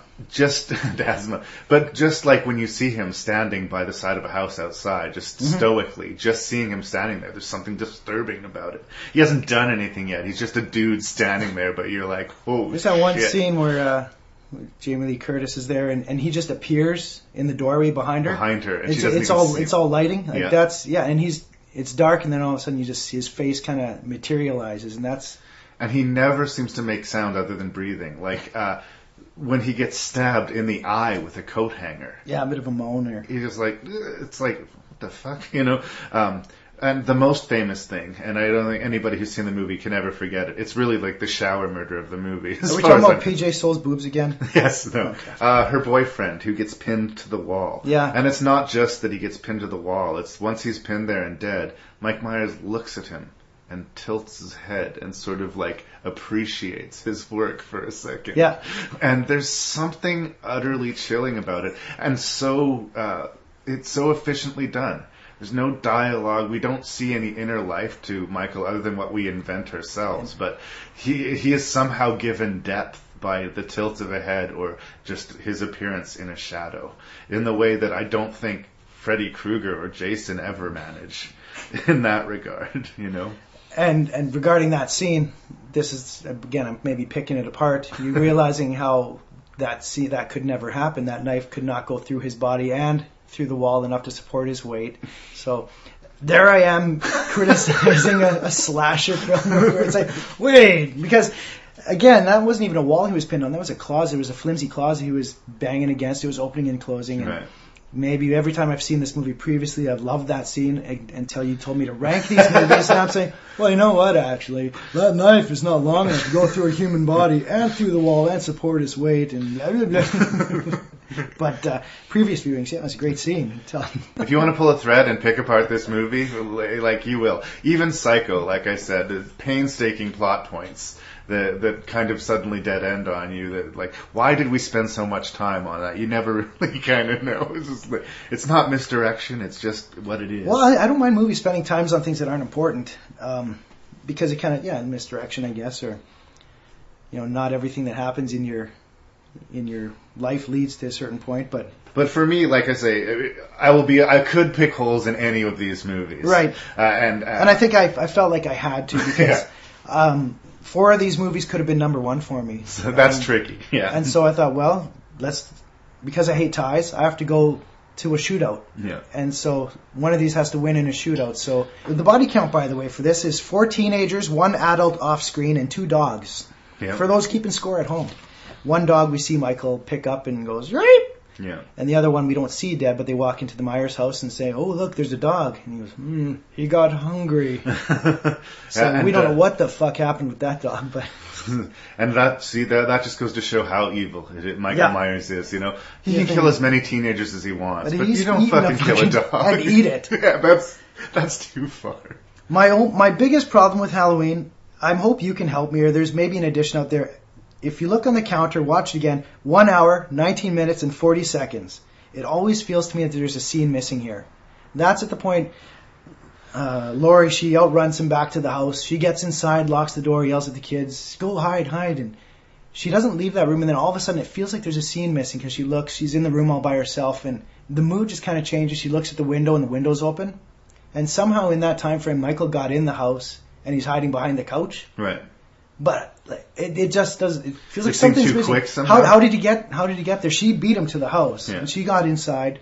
She never left that room. Yeah. And I always forget about this, and because I love the movie, and you watch it, and you just when it happens, I think, wait a second, how did he get there? But the movie moves on so fast from there, you forget about it until Rank and Review tells you to pick apart movies.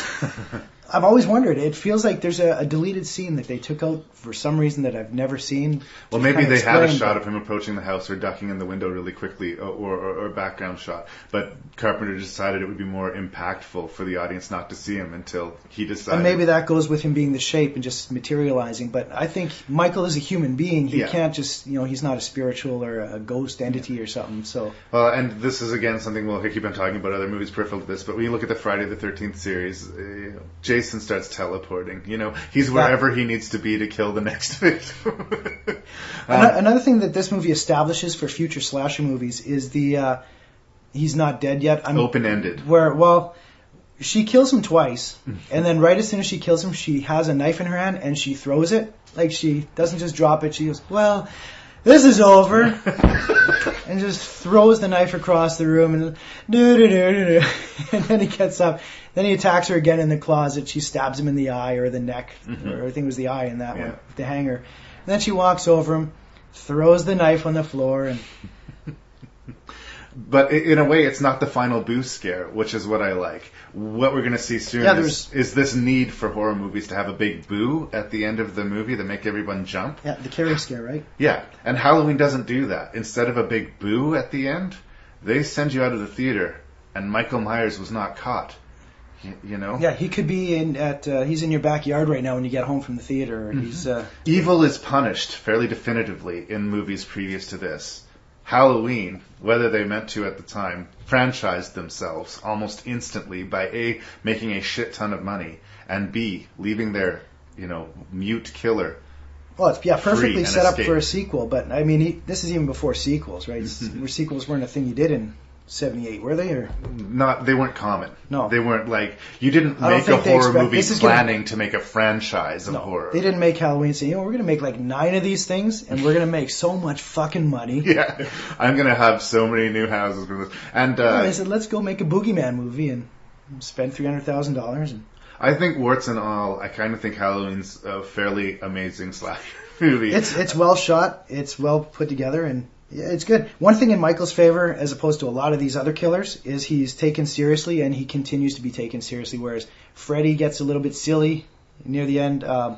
Jason, he's not in the Friday the 13th, but he becomes kind of humorous. He goes to space, he takes Manhattan, Leatherface puts on women's clothing. So, I mean, but Michael is just this guy that you just don't want to fuck with. So. Yeah. There is a weird timeless quality to this movie. I mean, you can tell it was made in the late 70s, early 80s, but it ages really well. There's no cell phones in anyone's pockets. So, I mean, that ruined horror movies, everyone having a cell phone. 11.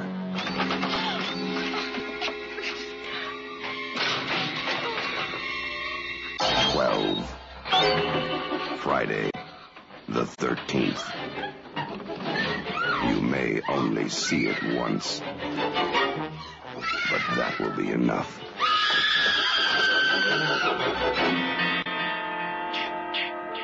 Friday the 13th. What you see with Friday the 13th is a young filmmaker, Sean S. Cunningham, who had produced a fairly infamous torture porny film for Wes Craven called The Last House on the Left. And had subsequently been working on largely kids' films and TV pilots, saw all the money that was being made off of this very cheaply made Halloween, and said, me too. Yeah, unabashedly. Exactly. Yep. Unabashedly. He said, we want to make a Halloween movie. How do we find a place where we can isolate kids and kill them that's not a babysitter? They cut and paste qualities from Halloween and from other horror and slasher movies. The real thing that I think distinguishes Friday the 13th is Tom Savini and the prosthetic makeup effects. Where Halloween and Texas Chainsaw Massacre and Psycho and When a Stranger Calls go right up to the point of violence without actually getting down and getting their hands dirty. Friday the 13th kind of lets fly, where those movies are restrained. They show you what happens when the knife touches skin. Exactly. Yeah. And I don't think it can be overstated the impact of seeing that. I think so. In 1980 would be. We're just scolding each other for talking about different movies. A movie that could not be any more different than Friday the 13th, 2001, and A Space Odyssey. It was made in 68, okay? But when you watch that movie in 1968, it's amazing. You've never seen space scopes like that. You've never seen like this scale of science fiction.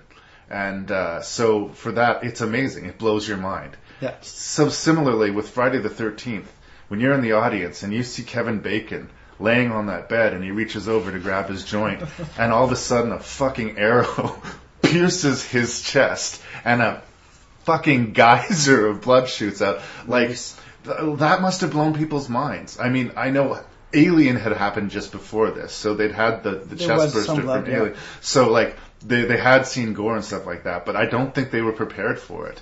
And I think that not because it's the most amazing movie ever made, or because Sean S. Cunningham is a genius, or that this is brilliantly written or acted, but because people saw that and couldn't believe they saw it. They ran home and they told their friends, I just saw this completely crazy movie. You have to see it. And they would go out again, right?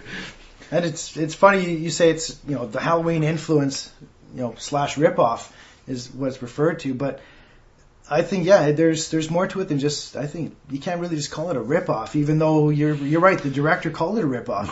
I watched a special feature on the DVD, Victor Miller, the writer. His words on the reunion, he said, Cunningham called him and said, Halloween's making a lot of money, let's rip it off. And those are his exact words. He said, no word of a lie. That's fine. So he said, okay, how do you make a horror movie? They had no idea. Okay, what do we do? So they went to see Halloween and figured out the format. And he laid it out like this. He said, you take a prior evil, which has happened before the main part of the movie, have a group of randy teens who are outside the reach of help from authorities, and you knock them off one by one, especially the ones who fornicate. Mm-hmm. And then they made a movie. So, yeah, that's Halloween. But I think they did. They upped the ante. They said, let's show what Halloween didn't show. Michael Myers liked to strangle people. Let's slit people's throats in this one. And I think this is where the slasher movies that you and I sort of understand to be, that we watched a lot in the mid to late 80s, is really crystallized. Yep. Halloween influenced Friday the 13th, and Friday the 13th, I think, influenced about 400 movies after. Boobs, blood, sex, and violence. And we're not going to pretend that that's not what we're about. We are about sex and violence, and that is okay. Everyone just fucking relax, But the other thing they changed was Halloween was in the city, that was the suburbs, and this took you out to a secluded campground, kind of a rustic. It looked like the cabins had no power, no running water, except for the main one. But I loved the setting. I think what Jaws, when you saw Jaws, everyone played Jaws when they went swimming in a pool or in a lake. When we went camping after that, I was always playing Friday the 13th. Yeah, it's like, man, we're going to die. Let's pretend that there's a killer in the woods and we're all going to die. My review, by the way, is based on, not this one, but the unrated version. Do you have I have the unrated version as well. It's 10 seconds longer, but it is so much... Significantly. It is such a better movie. That is like the best 10 seconds ever. I don't know. Yeah, Kevin Bacon, the blood squirts out of his neck longer, goes into his mouth. We see more of the first kill too. The hitchhiker kill. Yeah, that's great. That knife slicing across the throat, the axe in the face. We focus on that a little bit longer. I just want to say that a plug for that edition. I have the box set with all of them, but I also have to have that 10-second longer cut because it's a slasher film. Don't cut out the slashing. No, it's important. We get the point of view kills, and the first two kills in the movie aren't that impressive. We see a little bit of blood, but it's sort of shadows of what to come. And then we fast forward to the camp being reopened, we have, at the time, which would be fairly novel, but as fans of horror movies and slasher movies, the kids coming to this community, and everybody in the community is like, knows the score, you guys shouldn't be here.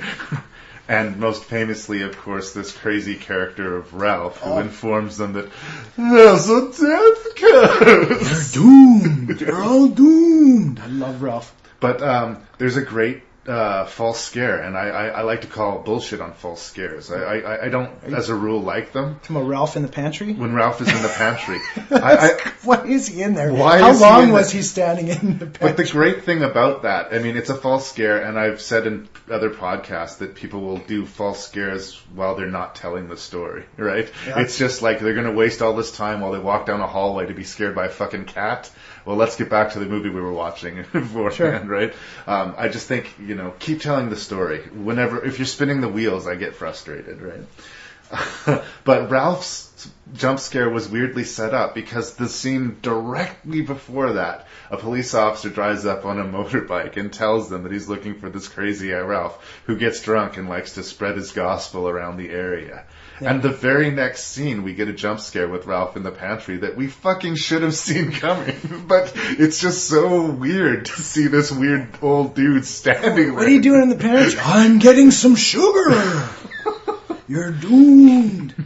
And we don't know what's happening. I mean, at that point, what's happening in the campgrounds? People are, or the hitchhiker died, but maybe Ralph is the killer. We don't know. Yeah. I'm not sure if that's the reason they did that jump scare, to maybe give a clue or a false clue, maybe.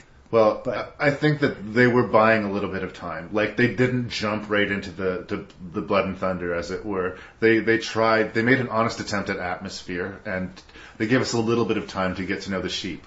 Yeah, I think the atmosphere in this is great. Crystal Lake was beautiful. The scenery, you hear the woods, the lake, the rundown cabins. They said you hear like birds and crickets in the background, and it's every time I went camping, my campground became Camp Blood. And it's because of that movie. It feels like a real campground. It doesn't feel like a set. Yeah, they just let things be inherently creepy. Same thing with Psycho. There's nothing particularly creepy about the design of the hotel. The house arguably is gothic and creepy, but the hotel itself is benign. It's your motel you've driven by a million times. Yeah. And same thing. How many camps like that could exist? Any camp, any lake. Yeah, you believe it's got the archery range. It's a little run down. They're fixing it up. And we mentioned briefly that a snake gives its life for this film. Right. There's the body count in this one. 10 people and a snake. Yeah. That's right. That's, again, something that you wouldn't see in any kind of movie that was being made today. They actually killed the snake. They cut a snake in half. That wasn't a rubber hose. That was a real snake. They just you can decide to, this movie is now repellent. Nothing should be killed for art. But I will say this. If I was making a movie, I wouldn't kill that snake. But that snake is probably one of the most famous snakes in history. In a way, that snake's life is going to go on way longer than if it died of natural causes. Because people will see this snake for coming decades. His family's still getting a paycheck. I don't think it's an amazing movie. No. It's a really good one. But it is kind of immortal, because I do think that people will come back to Friday the 13th. I think it gets a bad rep when you're talking about, here, watch these 6 movies. One of them's Friday the 13th. And again, like the other ones, I said, okay, I'm going to watch this as if I haven't already watched 12 Jason movies in my life. Yeah. This is the first Friday the 13th. I'm going to somehow pretend I haven't. And it's a well-paced roller coaster, little thriller with some well-executed murder scenes, too. And the scene where the girl gets the axe in the head in the bathroom, I think it's a well-paced scene. You got the door opening, you got footsteps coming in, someone's hand pulling a shower curtain, and it's... They tried stuff, too. Again, she wasn't just a horny teenager who got killed in the shower. She has a brief scene where it is implied that she's had a premonition of her own death. She tells the story about this dream where she's in the rain and the rain turns to blood, and she's always thought of it as her shower dream. She is subsequently killed in a shower while it's pouring rain outside. I don't think that's coincidental. I think they were sort of trying to seed stuff in it. I wanted to talk about the jump scare. Which one's that? At the end of the movie. Okay. If anyone hasn't seen the first Friday the 13th, there's a jump scare. Dun, dun, dun. If you haven't seen Friday the 13th by now, you're probably not going to, I'm assuming, but... I think that this was maybe a bit of an afterthought to the production. I don't believe this was part of the original screenplay. Nope, it was carried. Yeah, this was like a lot of people take credit for it. Tom Savini has said that it was sort of his idea, and other people that they just saw Carrie and decided they'd throw it in there. I think it's really well handled, and I think that it hadn't yet been established as this is how horror movies end, with a big scare. So I think the gotcha works. I think that the production did everything they could between the music and how nice and beautiful and bright and light it was. And how long they waited for it. To tell you, this movie is over, she is safe. Yeah, and just the length of time that they waited was key, because you thought... Yeah. Everyone's thinking, well, maybe there's going to be one more scene, so they had to just wait until everyone thought, oh, there's still going to be one. And the police were there. Yeah, the police are there. They say there's even, the way that it's framed, they even got room for credits to start rolling on the side. It's true. And it's very well done. Okay, maybe there isn't going to be a jump scare. Oh my God, there he is! But the great thing about that, and they didn't know that they were doing this at the time, but what they did by having that final jump scare was guarantee themselves a real franchise. Yeah. Much like... With no intent, I'm sure. No, not at all. No. Sean S. Cunningham was happy to move on to other projects, and he still gets paychecks from Friday the 13th, but he wouldn't actually hands-on produce another one until Jason Goes to Hell. But yeah, once Jason comes out of the water, it sort of opened things up, and because we didn't know, Yeah, because we're left thinking, what did that really happen? Was that a dream that she had? Did she fall in? Because they say we got you out of the water. Does that mean they dragged her out of the water or out of the boat? Did that happen? We don't know. And then he's still there. It's like, wow, what's going on?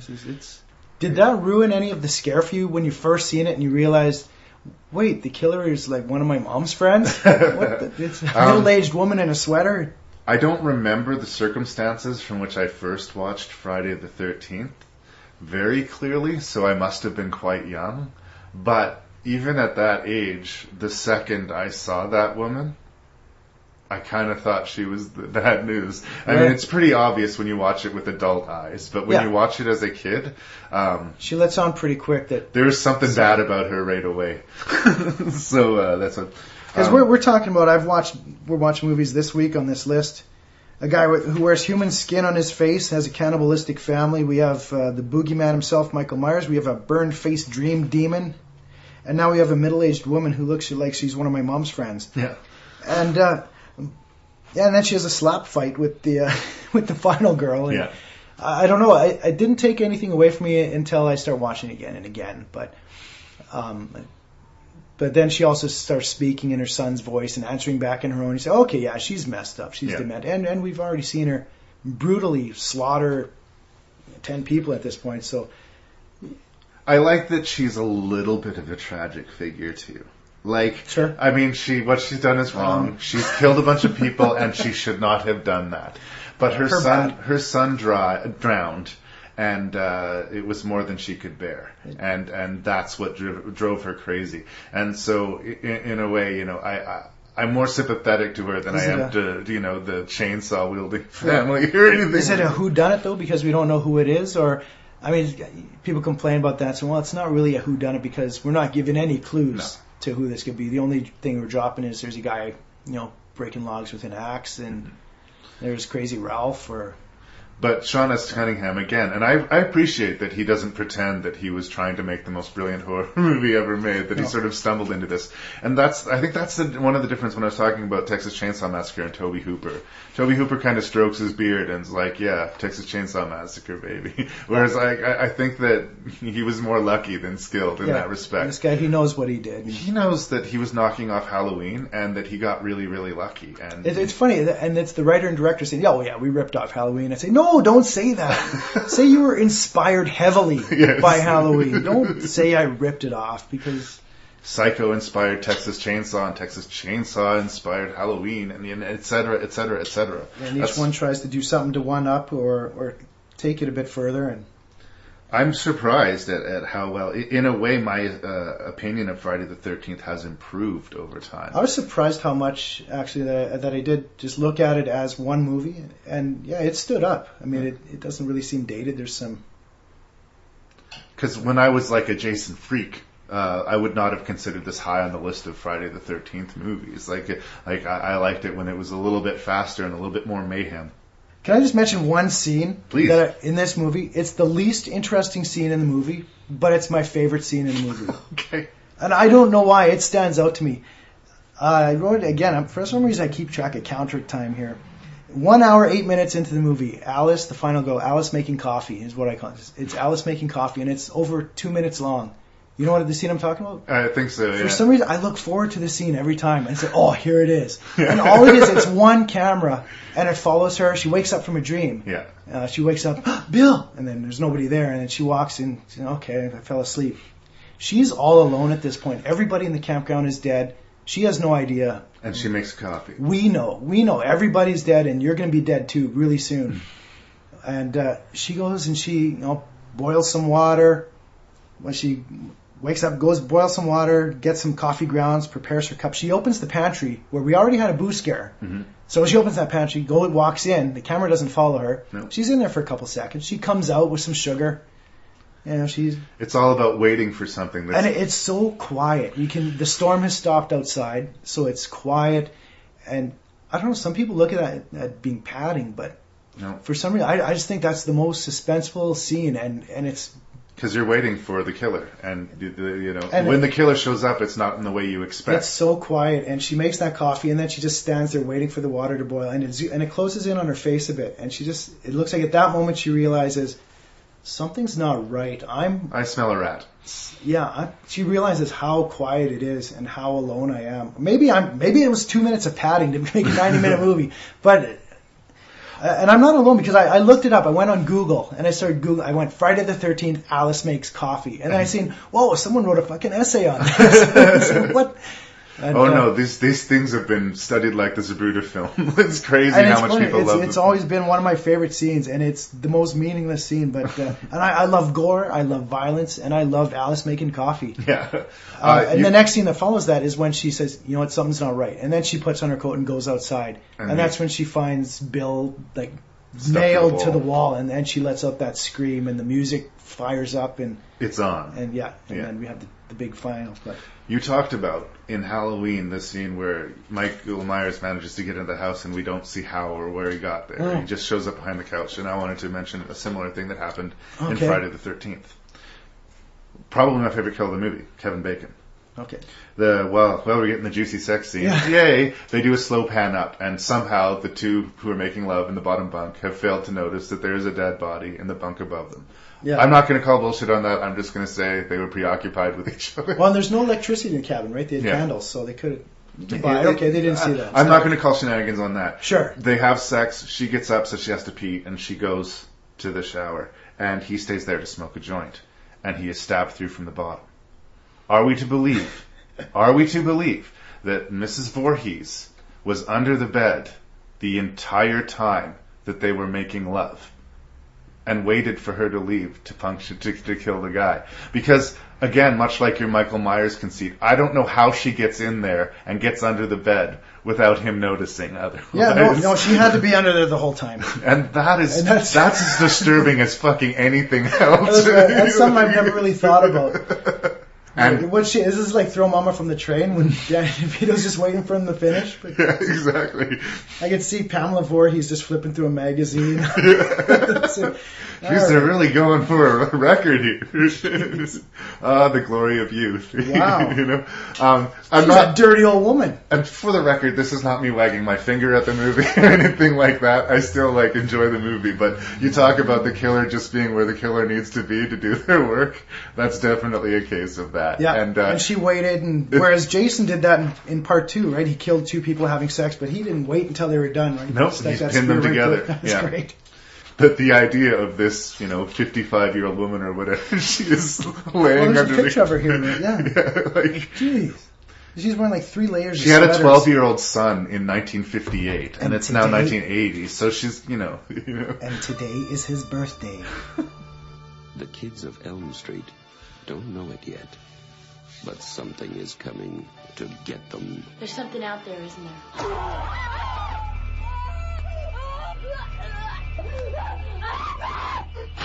You could just see cuts happening.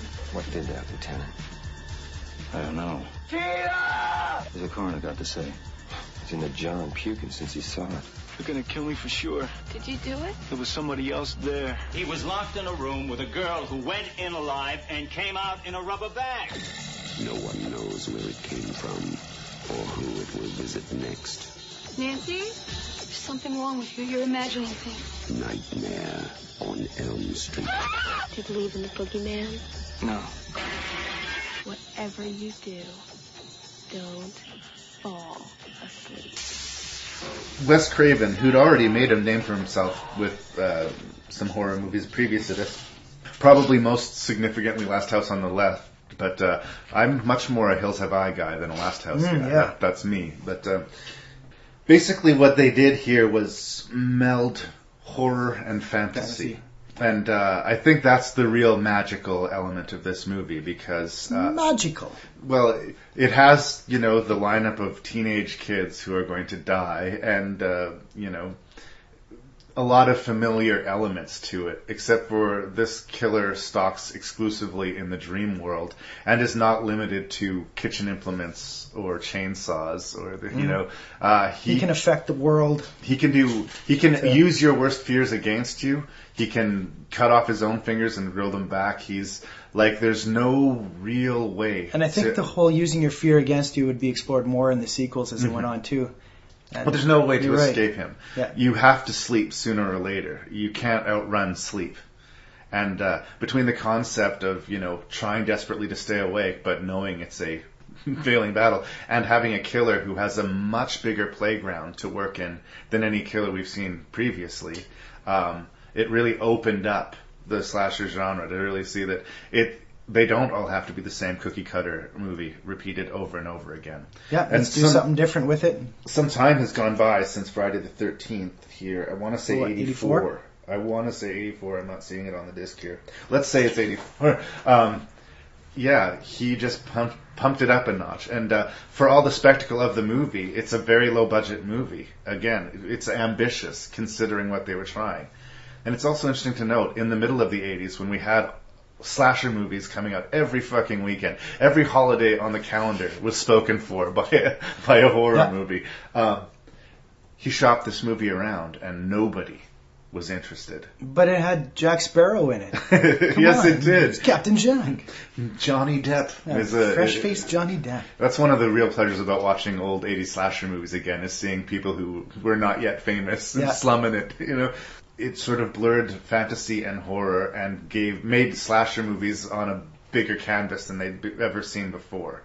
And this killer talks. Yeah, that's what sets him apart from a lot of these guys, other than Norman, I guess. Yeah. His mask is the burnt flesh of his face, but I guess we're looking at what he has become. Freddy has a lot to say, and as much as people talk about how slowly through the series Freddy turns into a stand-up comedian and the scares start to take a back seat, I would argue that Freddy is still funny in this movie, but he's also very fucking scary. He actually is really scary. I forgot, I guess. I hadn't seen the first Nightmare for quite a while.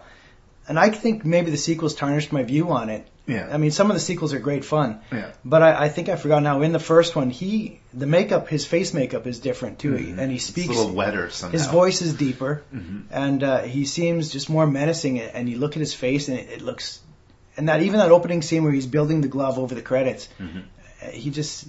He's terrifying, and I've forgotten that he was a scary figure. I mean, I'm not terrifying me, and I'm 40 years old getting scared in my basement of Freddy Krueger, but I could see him being a creepy figure in a slasher movie. And again, we talk about music notes with a lot of the other ones. This one starts off, just kind of that familiar Nightmare music, and kind of had that grin with that familiarity again, and then there's the jump rope song in this one again. Yeah, keep it simple. It's like you don't have to go all out. Basically, the Nightmare theme is 4 notes. Dun dun dun dun, dun. And then, of course, the Freddy Krueger nursery rhyme. But again, that's all it takes to just imprint your brain. You hear those 4 notes, or you hear even just the first half a second of that refrain, where you are. You're oriented instantly. Texas Chainsaw had the flashbulb sound. This has that screech, the knives against the metal pipes in the boiler room, and I also don't think enough credit could be given to the glove itself, the Freddy Krueger claw. Yeah. Russ Craven just said he wanted to give him a specific sort of weapon that he favored, sort of his thing, and he saw his cat clawing the furniture. Really? And that's where it came from? That's where it came from. But there's something about that claw, and they're like you say, they show him making it, and that he made that club specifically to kill children with. Yeah. And that's the other thing. Freddy is a child murderer, and I don't know if they ever say he was a sexual predator. No, I think in the remake they kind of did that a bit. Yeah, I think it's implied that because he seems to favor little girls for some reason. Yeah, he would lure kids to his boiler room and bad things would happen. Yeah. I think that becomes more problematic the later in the series you go. If we're supposed to enjoy Freddy and laugh at Freddy, and yeah, that's true. The fact that in a perfect world, Freddy, if he had it his way, would be killing little kids. He's just settling for being a dream team. The first dream we get with Tina, that's where it kind of establishes the whole rules of the series, where it's like, okay, if you die in your dream, you die for real. Yeah. And that death is maybe. It's maybe one of my all-time favorites in all slasher movies. It's so violently done, and It is the most impactful death of all 6 of the movies. And you haven't seen someone die in this manner yet in any movie, really, in a dream, and you can't see what's happening, but you see the cuts appear on her chest, and then she's dragged about the room, and there's blood, and there's screaming, and and it's just chaotic. She does not go quietly at all. No, into this good night. Also echoing previous movies that we've talked about, she's sort of set up as kind of one of our main characters. She's the first person that we're introduced to, and same thing with Friday the 13th and the hitchhiker character. This all goes back to Janet Leigh, you know, that little bait and switch thing happening again. Yeah, we get to know her a bit. And like I say, these movies do nudge each other. There is echoes in each of them. And she also is the first person to have sex in the movie, too, so fittingly she should die. If we're going to follow slasher rules, of course. There are certain rules to a horror movie. But by this time, Friday the 13th has come out, and they have let flow with the blood, and the MPAA hasn't gotten the scent yet. It hasn't decided that they're destroying the youth of America and that they needed to protect the morals, you know. So we'd seen a lot of brutal deaths, but you're right, much like the shock of that arrow coming through Kevin Bacon in Friday the 13th, when she is lifted out of the bed, dragged up the wall and across the ceiling, leaving fountains of dripping blood behind her. Trail all over. It is unfucking believable. Again, like the first time you see that, And I remember vividly, I don't know if it was the first time I'd seen the movie, but I remember watching the movie with you guys, and the scene where Nancy has the dream in high school. Right, when we were, 11 years old and whatever, my kid's age. Yeah, exactly. Jeez, where was my... My kids would not be able to handle this at all. Like, I would have to, I would have to, call a shrink before the movie started. But the impact of that cannot be overstated. It was this, I remember watching that girl in her own body bag being dragged across the dream in high school. It was almost too much for me. And the fact that Freddy Krueger was something that existed in your dreams, with Michael Myers or Jason, I can think, if I run fast enough in a straight enough line, I will get out of this situation. Yeah, you could. You don't get that out with Freddy. Freddy plays with his food. He does. He likes playing with you and more than eating, basically. And that is another line with it of why, I'm always more of a Jason man than Freddy. When it comes to Freddy versus Jason, I went into it cheering for Jason because, I don't know, there's something about the joy that Freddy takes in his torment. In a way, I see Jason as like a guy who punches his time card first thing in the morning and is like, yep, I'm going to kill anybody who comes into my camp today. Going to go to work. I'm Jason, here for my shift. But yeah, Freddy Krueger, his enjoyment of it makes him really horrible and makes him really hateable. That's why I could never really like Freddy. I like the movies, but I don't like Freddy. But there are times where I kind of... He's not my friend. There are times where I'm amused by Jason. Never get that with Freddy. With Freddy, it's just because you pointed out when he cuts off his fingers, and he's like, Tina, look! And he cuts them off he'd mutilate himself. He did that, and that goose squirts out, and he's giggling, and she's freaked out. There's another dream where he slices open his chest. All the shit falls and there's out. Maggots and green and goo. That's you're talking about ICMO. That's like ugh. Yeah. And you're thinking as a person you would want to find something to hit Freddy with. But if Freddy's willing to disembowel himself to amuse you, what are you going to do? You can't do anything to this guy. And that was a strong. What do you do? Cut me? Look, I cut my own fingers off, and I'm laughing. And then he's running that little weird run through the alley he does. The concept of Freddy and the way they use the dreams, like his face pushing through the wall or the glove coming out of the bathtub, these are all impossible scenarios, but because we're in the dreamscape, everything's on the table. Yeah. And, of course, this was, ripe for a franchise. Wes Craven didn't really want to franchise it, but he was happy to collect his check. Sure he was. There's a funny moment, a line in the movie, where Nancy makes coffee. It's a 3-minute scene. No. While her mom is cuddling a bottle of vodka. I do love that because it makes me feel at home. But if my mom's listening. No, there's a line where Nancy looks in the mirror after she's been up. I'm not going to go to sleep. And she looks in the mirror and she says, oh, God, I look like I'm 20 years old. I did some looking on the internet. She was 20 years old when she filmed this movie. So I found that was... There's something about the look of Heather Langenkamp, though. She looks right. She's not quite a tomboy, but you can tell she's got some toughness to her. And she's not an idiot. She's not run by her hormones. And she was, wholesome enough to survive a horror movie. But this is a personal thing for me. I even in part 3, which I think is the best of the Nightmare on Elm Street films. That's the Dream Warrior? That is the Dream Warriors. Yeah, and she's in that one as well.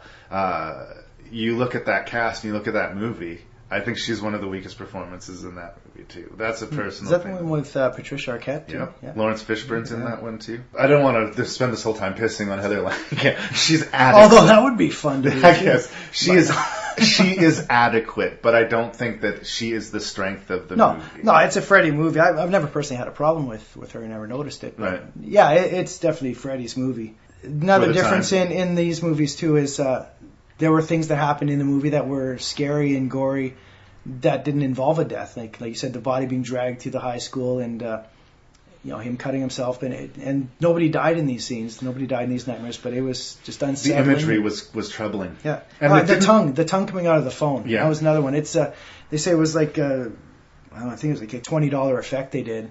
But it's creepy and it's gross until you start. I don't know if we're going to get to that yet, but that's kind of where the movie starts to fall apart a bit too, because how did that happen? How does the tongue come out of the phone? Because she was awake at that point too.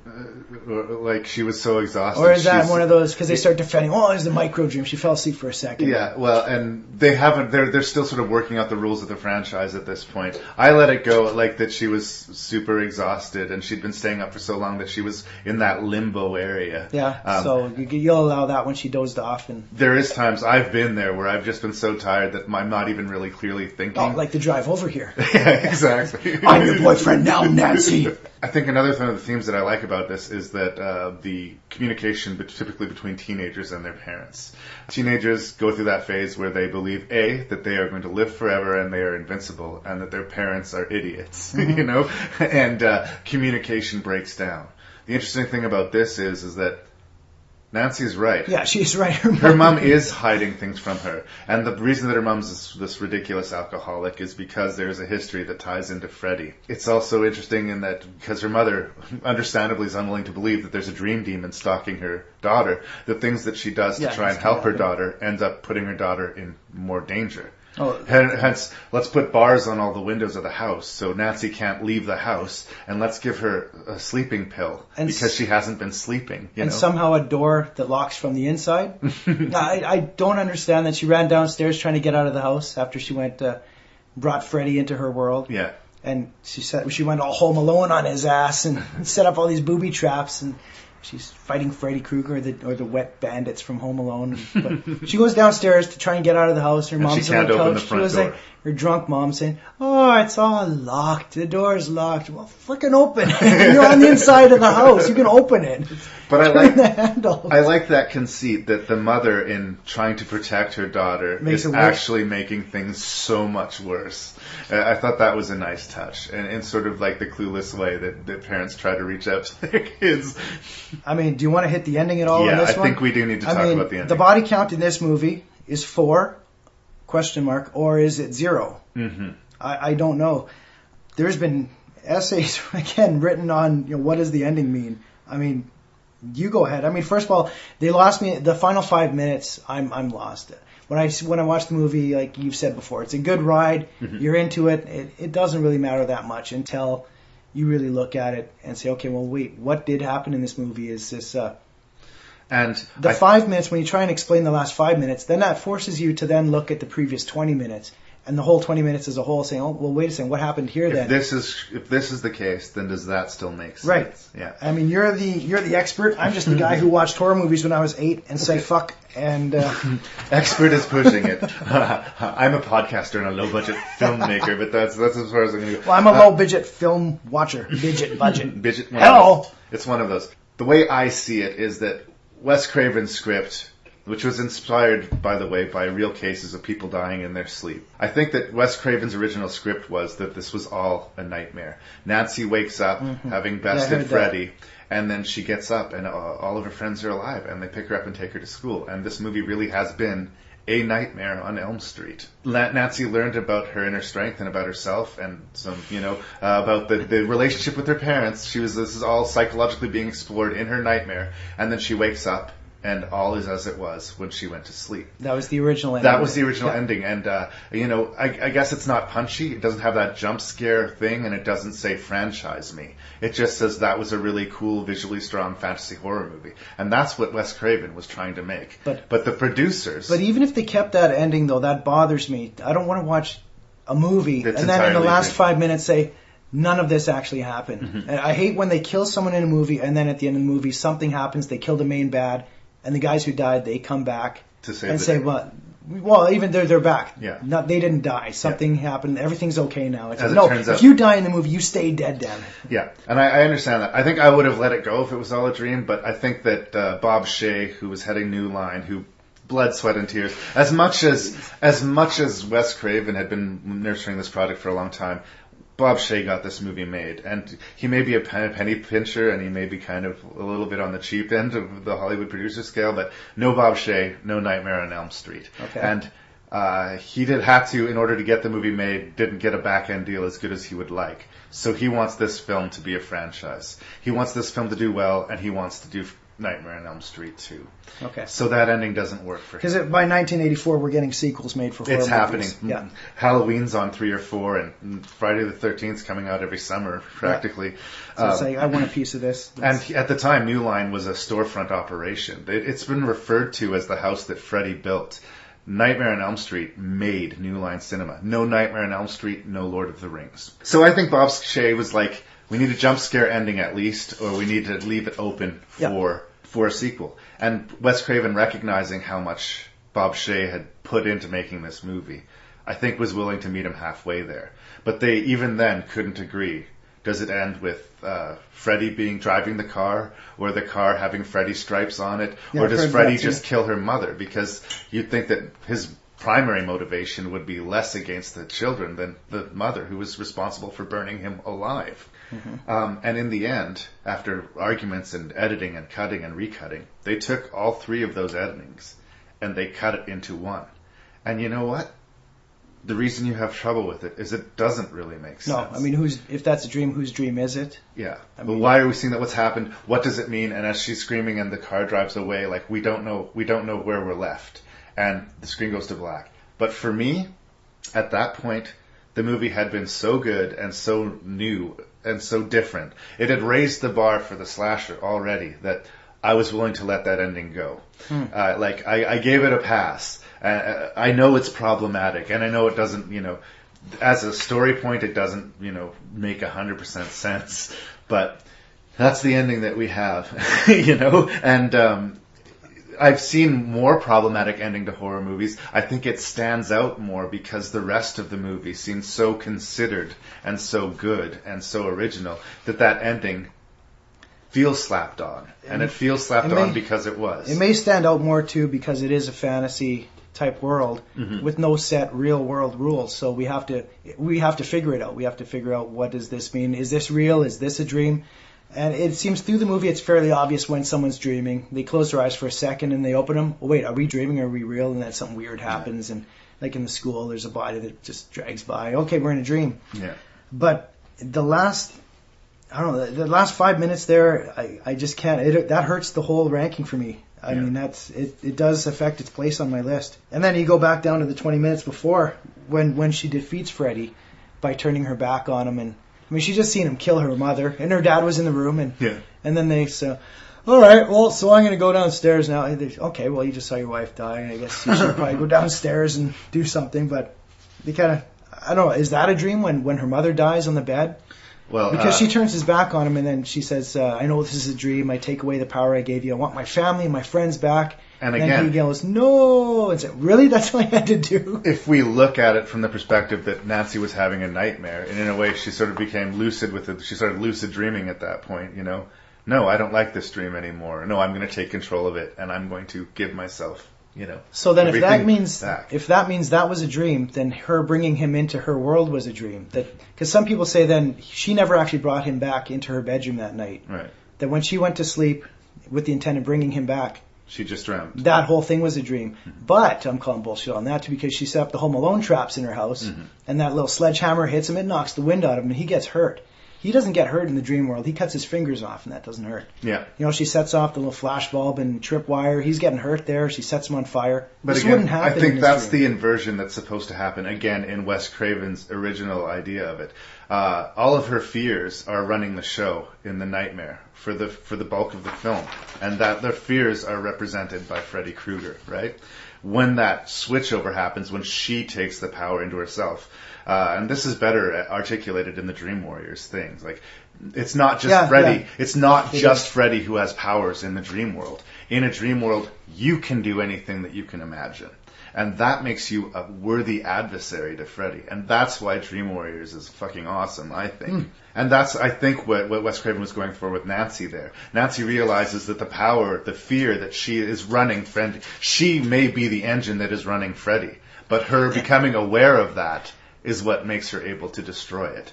And that could all be playing out in an elaborate dream in her mind. And in that part of that dream is her bringing Freddy into, quote, reality. Right? Yeah. Okay. So if she wakes up and the entire movie has been a dream, you can still say, I just watched an entire movie that didn't happen, and be frustrated by that if you want to be. But it makes narrative sense. I can see a through line to it. Like you said, it's a fun ride. Yeah. Until you start thinking about it, and that's and look at it. We're debating this like it's something that really happened. Remember the nightmare events of 1984 when those kids died. But let's just say you tend to be harder on the things that you like because so much of the movie was good. The stuff that stuck out really stuck out, right?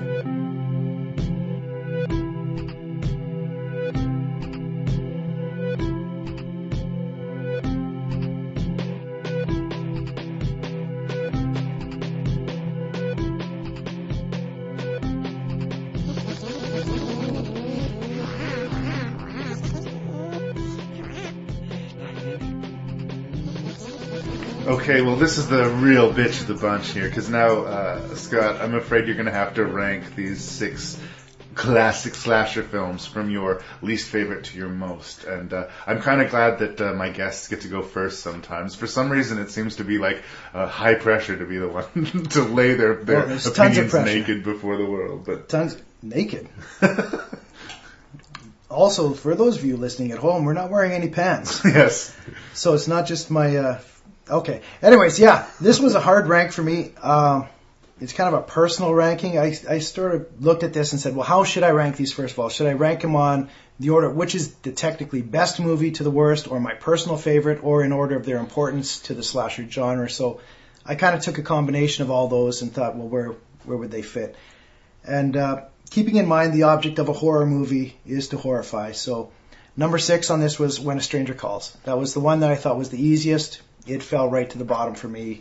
In the middle, again, I lost interest in it, and I was never really scared with that. I mean, it did have the 20 minutes in, a good twist and a bit of a creep to it, but it didn't really pick up after. And then it got tougher. And now the hard part. Number 5, Nightmare on Elm Street, found its way at number 5. Wow, that surprises me. The final 20 minutes, I found I have to take some points away. The ending hurt it enough to be second lowest on the list. I got, even with the ending not being the best, I still recommend it as it deserves a place on this list as a slasher classic, and it should be seen. It's a legitimate, well-made movie but I mean, someone told me to go there. Yeah. Someone told me rank them 6 to 5, and that one I thought was the next easiest to put there, just in where it fell. Yeah. The next 4, when I thought about this list, they all had a moment where I considered them for number 1, but we went to tiebreakers, and number 4, first of all, I got to say, it feels like there's an established list, a rank that these should be in. Right. And I felt bad thinking that I'm not putting him in that list, because number 4 was Halloween, and it hurt me to put this one so low. I thought, I can't put Halloween this low. That surprises me as well, really. I've watched this film over and over, and I said it should be my kid's first slasher film. I can't wait to show it to him when I get home. But if you put this number 1 on your list, I would find that totally acceptable as well. It's number 4 here, and that's just where it fell. All right. Even with PJ Souls, it almost moved up based on that. But number 3, just like Halloween, it could have been number 1, but Psycho is number 3.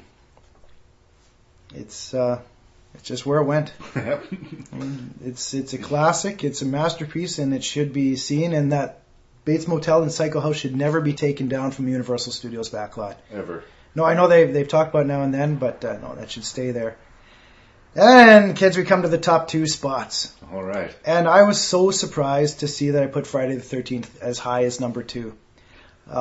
There it is. It's up there. It's got 37 sequels, and maybe not 37. It's got a lot. Yes. Yeah. It's when you watch it on its own without thinking about Jason and the other sequels, it's a honestly well-paced movie, and it's got some great gore kill effects, and I mean it's hard. I felt it funny. I thought I can't legitimately put this higher than Halloween because the makers of the movie said this was just a rip-off of Halloween. Yet I enjoyed it more than Halloween. And I think, as I said before, Halloween influenced Friday the 13th, but I think Friday the 13th influenced more movies down the road than what it did. In first place, the tiebreaker for this one was the film that actually scared me and caused me to lay in bed as a child with my eyes open, and that was Texas Chainsaw Massacre. And maybe it's a result of me seeing it when I was, before I had hair on my armpits. But there it is. Even with Franklin being being as annoying as he was, it's a scary, dirty, grimy, sweaty movie that will haunt me for years. Well, there it is. And there it is, number one. Well, okay, I'm sorry that I made you rank these movies. And as I've said, I had a good time doing it. As I've said many times in the podcast, just because I put something on the bottom 3, that doesn't mean that they're bad movies. I mean, I arbitrarily forced myself to rank them from 1 to 6. And I do find there has been episodes where on a given day, my list might have been different. Yeah, I thought about that too. I thought, if I did this again next month, would I maybe put Halloween at number 2 and Friday the 13th down there? But I just want you to keep that in mind because when I give you my list, because I want us to stay friends. Okay, I don't want you to have driven all the way to Saskatoon to do this podcast to have me spit in your mouth. I don't. You think that's going to happen? Well, just keep your mouth closed here. We didn't go a negative 6 for 6, did we? We did not. We did not. But we only matched in 2 places, surprisingly. And the first one is the 6th place. I 100% agree.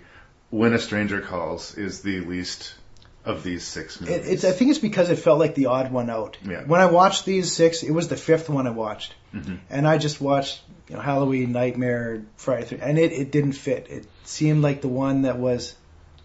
I think why I had to put it there, though, is it's the babysitter and the phone calls. That slasher template that we would see again and again and again, and especially crystallized in those first 20 minutes. That's sort of where a lot of horror movies are sprung from. Like you say, most significantly Scream. Yeah. The movie is sort of crushed by the success that it has in the opening. I don't think that the middle part of the movie is anywhere near as strong or suspenseful as the beginning and the ending, and nothing comes close to the beginning. And when you have a movie that top-heavy, it kind of hurts. But I would encourage people to watch this movie, especially for the first 20 minutes, and especially for Carol Kane. I actually do think that she's really strong in the movie. I don't think it's a complete write-off. I think there's interesting things about it, but it might be one of these movies that's more historically significant and interesting than it is good. I get it, yep. So, I don't regret having it on the list. But here's the part where Scott storms out of the room. In 5th place, I put Texas Chainsaw Massacre. I knew you were going to do that. Now, is it just because we could afford to make that movie right now? Yes. Well, and I'm not going to say, as much as I was sort of pissing on Tobe Hooper a little bit, I'm not going to say this was an easy movie to make or that anybody could make this movie. But like I said, no, I'm kidding. I think that a lot of the movie was how the texture of it, the feeling of it. Mm-hmm. It wasn't the brilliance of the screenplay or the amazing performances. In fact, as we discussed, some of the performances were nails down a chalkboard. And just the amount of screaming and the shrillness of it becomes an ordeal. And it doesn't mean that it's a bad movie. In fact, I think the movie is doing what it wants to do very successfully. But I'm saying personally, I didn't take a lot of enjoyment out of it. I can get that. I can totally get that. It's a very effective movie, and I wouldn't say otherwise. But for me, for my, keep the popcorn coming and keep a smile on my face, that's not Texas Chainsaw Massacre to me. So, the film ends, he's doing his little dance with the chainsaw madly, and she's hysterically screaming and laughing, and then the film ends, and I'm in shock, and It's an experience, and I think I encourage you to have the experience. Yeah, it's not quite the feel-good movie of the year, is it? No. Okay. So going to 4th position, believe it or not, Friday the 13th, I put in fourth place. Okay. And I think that it's a completely serviceable slasher movie, and I love that they let fly with the blood and gore in a way that Texas Chainsaw and Halloween didn't. Mm-hmm. And I am one of the people who actually love what this gave birth to. I have seen it several times, all 12 so far chapters of the Friday the 13th series. So it ended up in 4. It just seemed weird to me. Like, I like the movie a lot, I get a lot out of it, but do I think it's a better movie than Psycho? Can I honestly tell myself that that's a better movie than Psycho? And I couldn't. So Psycho landed in 3rd place, which is, I believe, where you put it as well. Yeah. So that's the other place that we matched, obviously.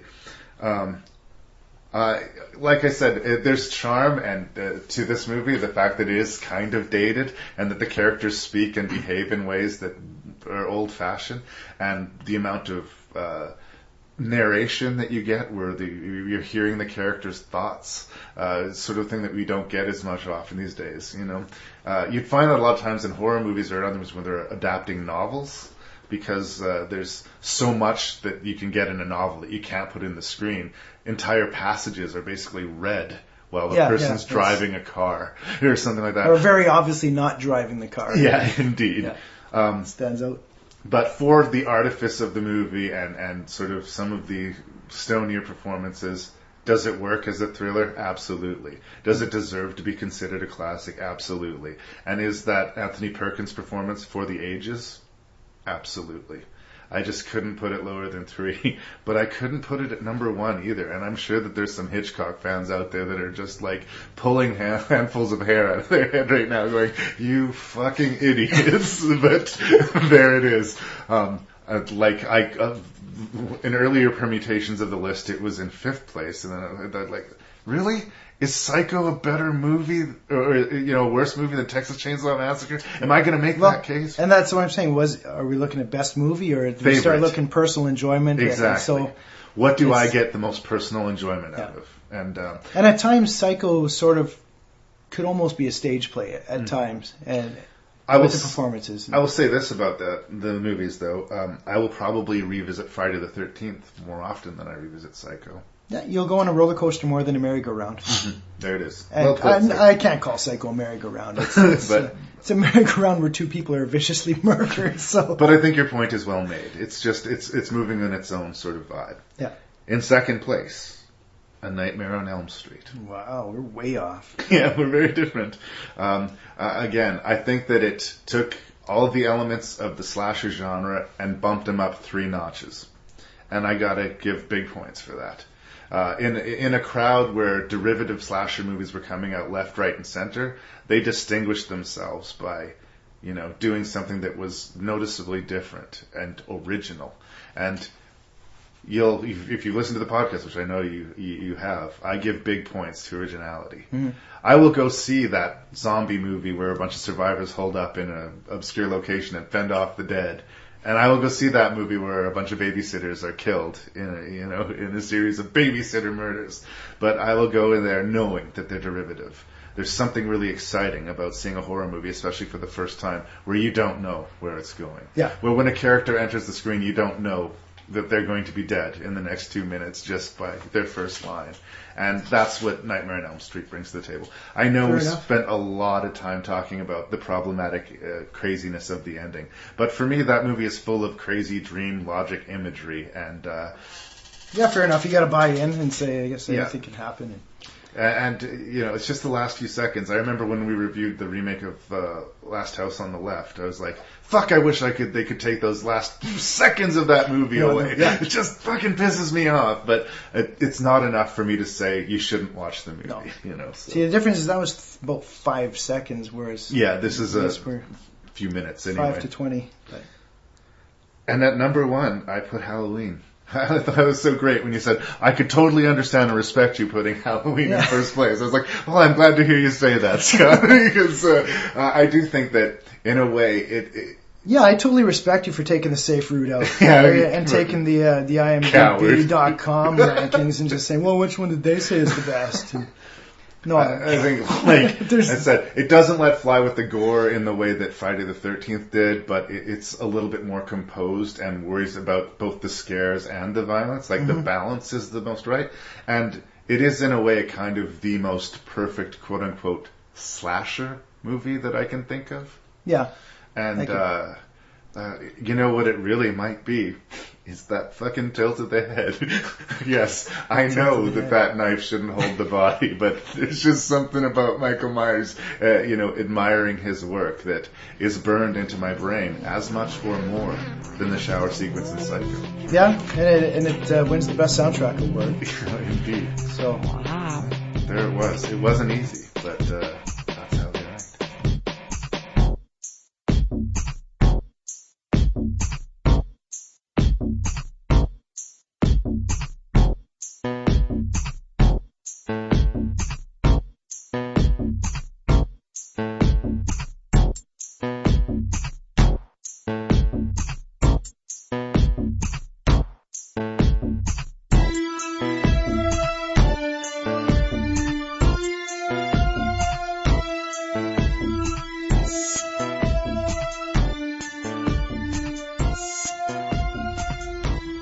All right, it is time in this very special edition of Rank and Review to give out some Jerry Awards. And I can't wait. It's my favorite part, by the way. It's my favorite part, so I hope you don't cut it out. No, this is happening. This is all happening. My typical 4 Jerrys, we can do more, but my typical 4, best performance, worst performance, what the fuck, and kill. Okay. So I have some thoughts on those, but I'm willing to do more. You told me it'd be one for. Let's go anyway. You tell me. Sorry. First, where do you want to go? Best or worst performances? Let's start with the best. I wasn't prepared for a worst performance, but okay. We'll start with the best. All right. I am going to give for my best performance. And I don't think this is too controversial. Anthony Perkins as Norman Bates in Alfred Hitchcock's Psycho. Like we talked about in the review, I think that his performance feels the most modern of all the other ones. Mm-hmm. It's not arch, it's not, double volume, trying to make sure the people at the back of the theater can hear you. It's like the actors don't understand that they're mic'd and that this thing can be controlled, It doesn't, there's nothing artificial about it. And his nervous energy, if you were able to watch Psycho knowing nothing about it, within 5 seconds of Norman Bates showing up, something's off with them. You just know. Even the way he walks, even sequences without dialogue, there's something about the jitteriness of his movement I don't know.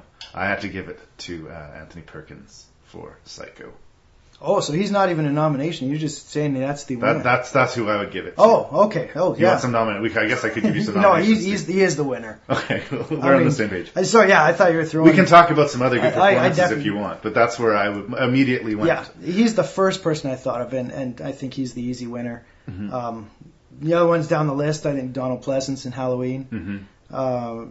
You give Freddie Robert Englund a shot for that. Sure. But the other one for me, not for you probably, would be Marilyn Burns for Sally Hardesty in Texas Chainsaw. She commits 100%. I mean, by the time she's screaming laughing, manically, but that produced the terror for me. I complained about the amount of screaming in the movie. I did, but it's completely authentic. It's completely authentic. Like, I buy her terror. Yeah, that's in a horror movie. I guess another movie might even say, "Dial down the screaming. It's getting kind of shrill." But not Tobe Hooper. It's like, no, we're going to listen to you hysterical. And when that fucking car drives away and she's like laughing hysterically as she's being driven away from this loony bin, you totally believe it. You totally believe it. She earned that movie, and I think the performance is strong, but it's shrill. Yeah. So I mean, easy. Anthony Perkins is without a question. Comparable, I think, to the performance you were just talking about from Texas Chainsaw Massacre. A lot of people don't like Heather from the Blair Witch Project. Oh, yeah. She's crying and screaming and crappy the whole time. And I just read that as authentic. That's what somebody looks like when they break down psychologically and physically, And so, points to that. But I don't think that Perkins had a lot of competition. And plus, she really got her finger cut. For real? Yeah. That's commitment to a bit. That's what we call that in the show business. The pump won't work. This fucking cut me. Roll film! This is Ed Wood. So, worst performance? You want to go there? Who are we looking at? The dude in the wheelchair. Oh, Franklin. I'm not sure the name of the actor. I can splice that. You know what? Yeah, I don't know if I didn't really enjoy the investigator in When a Stranger Calls either, but or anybody. No, I'm being harsh, but Franklin for me, I thought he really annoyed me almost to the point of just being legitimately annoying. Wrecking the movie. So, well, and I think that but I there's guess he room was for a supposed to character be, like that. I like the idea of a character who is difficult and is hard to know. He just wouldn't stop, though. Yeah. And it's the scene when he's blowing raspberries. That's when I just think, why? Stop it. Oh, my God. I think we needed a moment where we understood why everybody put up with him. And we never were given that. Yeah, it's just like, he's your fucking brother. You have to drag him along. And even he would say that. Nobody wants me here. Well, of course they don't fucking want you here. Yeah. You're like the biggest wet blanket in the world. And you don't want pity, and yet you spend all the time pitying yourself. So was he supposed to be acting that way, or did he take it too far? I think he overplayed his hand, personally. But part of that might be the script, too, because I think, like, if he'd had been that difficult and that abrasive, but we found out at some point either why, like, what was the catalyst for that, or why it was that the group was putting up with it. But because we never get that, he is irritating, and he's one of the last people to die. Yeah. So we have to put up with him for quite some time. And we put up with other overacting as much as we laugh and smile at Ralph in Friday the 13th. It's a death curse. He's playing that pretty fucking big. And the way he rides away on his little bike. Yeah. It's adorable. But it doesn't spoil the meal, and he's only in 2 or 3 scenes in the whole movie. Whereas we are stuck in the back of that van with everyone else, The movie's already shrill and crazy.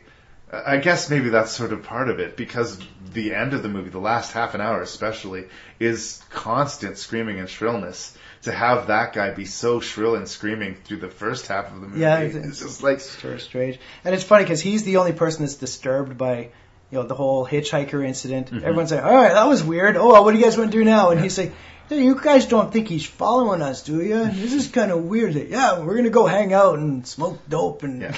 But if we liked him, we might have seen that more as a voice of reason and say, why aren't you listening to him? Whereas the question I was asking is, why are you listening to him? Why hasn't he been left on the side of the fucking highway? In the first scene that he's in, he's like falling down the hill taking a piss. Yeah. I don't know. He's a pathetic character, and I get, it's deliberate. I understand the approach, but there's something about it. It's just too much. It's too much. He doesn't have to be likable, but he shouldn't have been annoying. It's funny, as annoying as he is, still when you're slicing a person in a wheelchair with a chainsaw through his chest or something, it's still kind of, it's like, whoa, you did that to a guy in a wheelchair. That's as much rude. As we hated him, he didn't deserve that, And that brings on the big chase in the dark, the engine roaring at the chainsaw, but that was... Anyway, so that's my vote for worst performance. Are you in concurrence there as well? I concur. See, we're lining up in this in the awards. We can do this all day. Let's hit best kill. Well, I'm not going to give it to the psycho shower kill, which seems like what you should automatically default go to.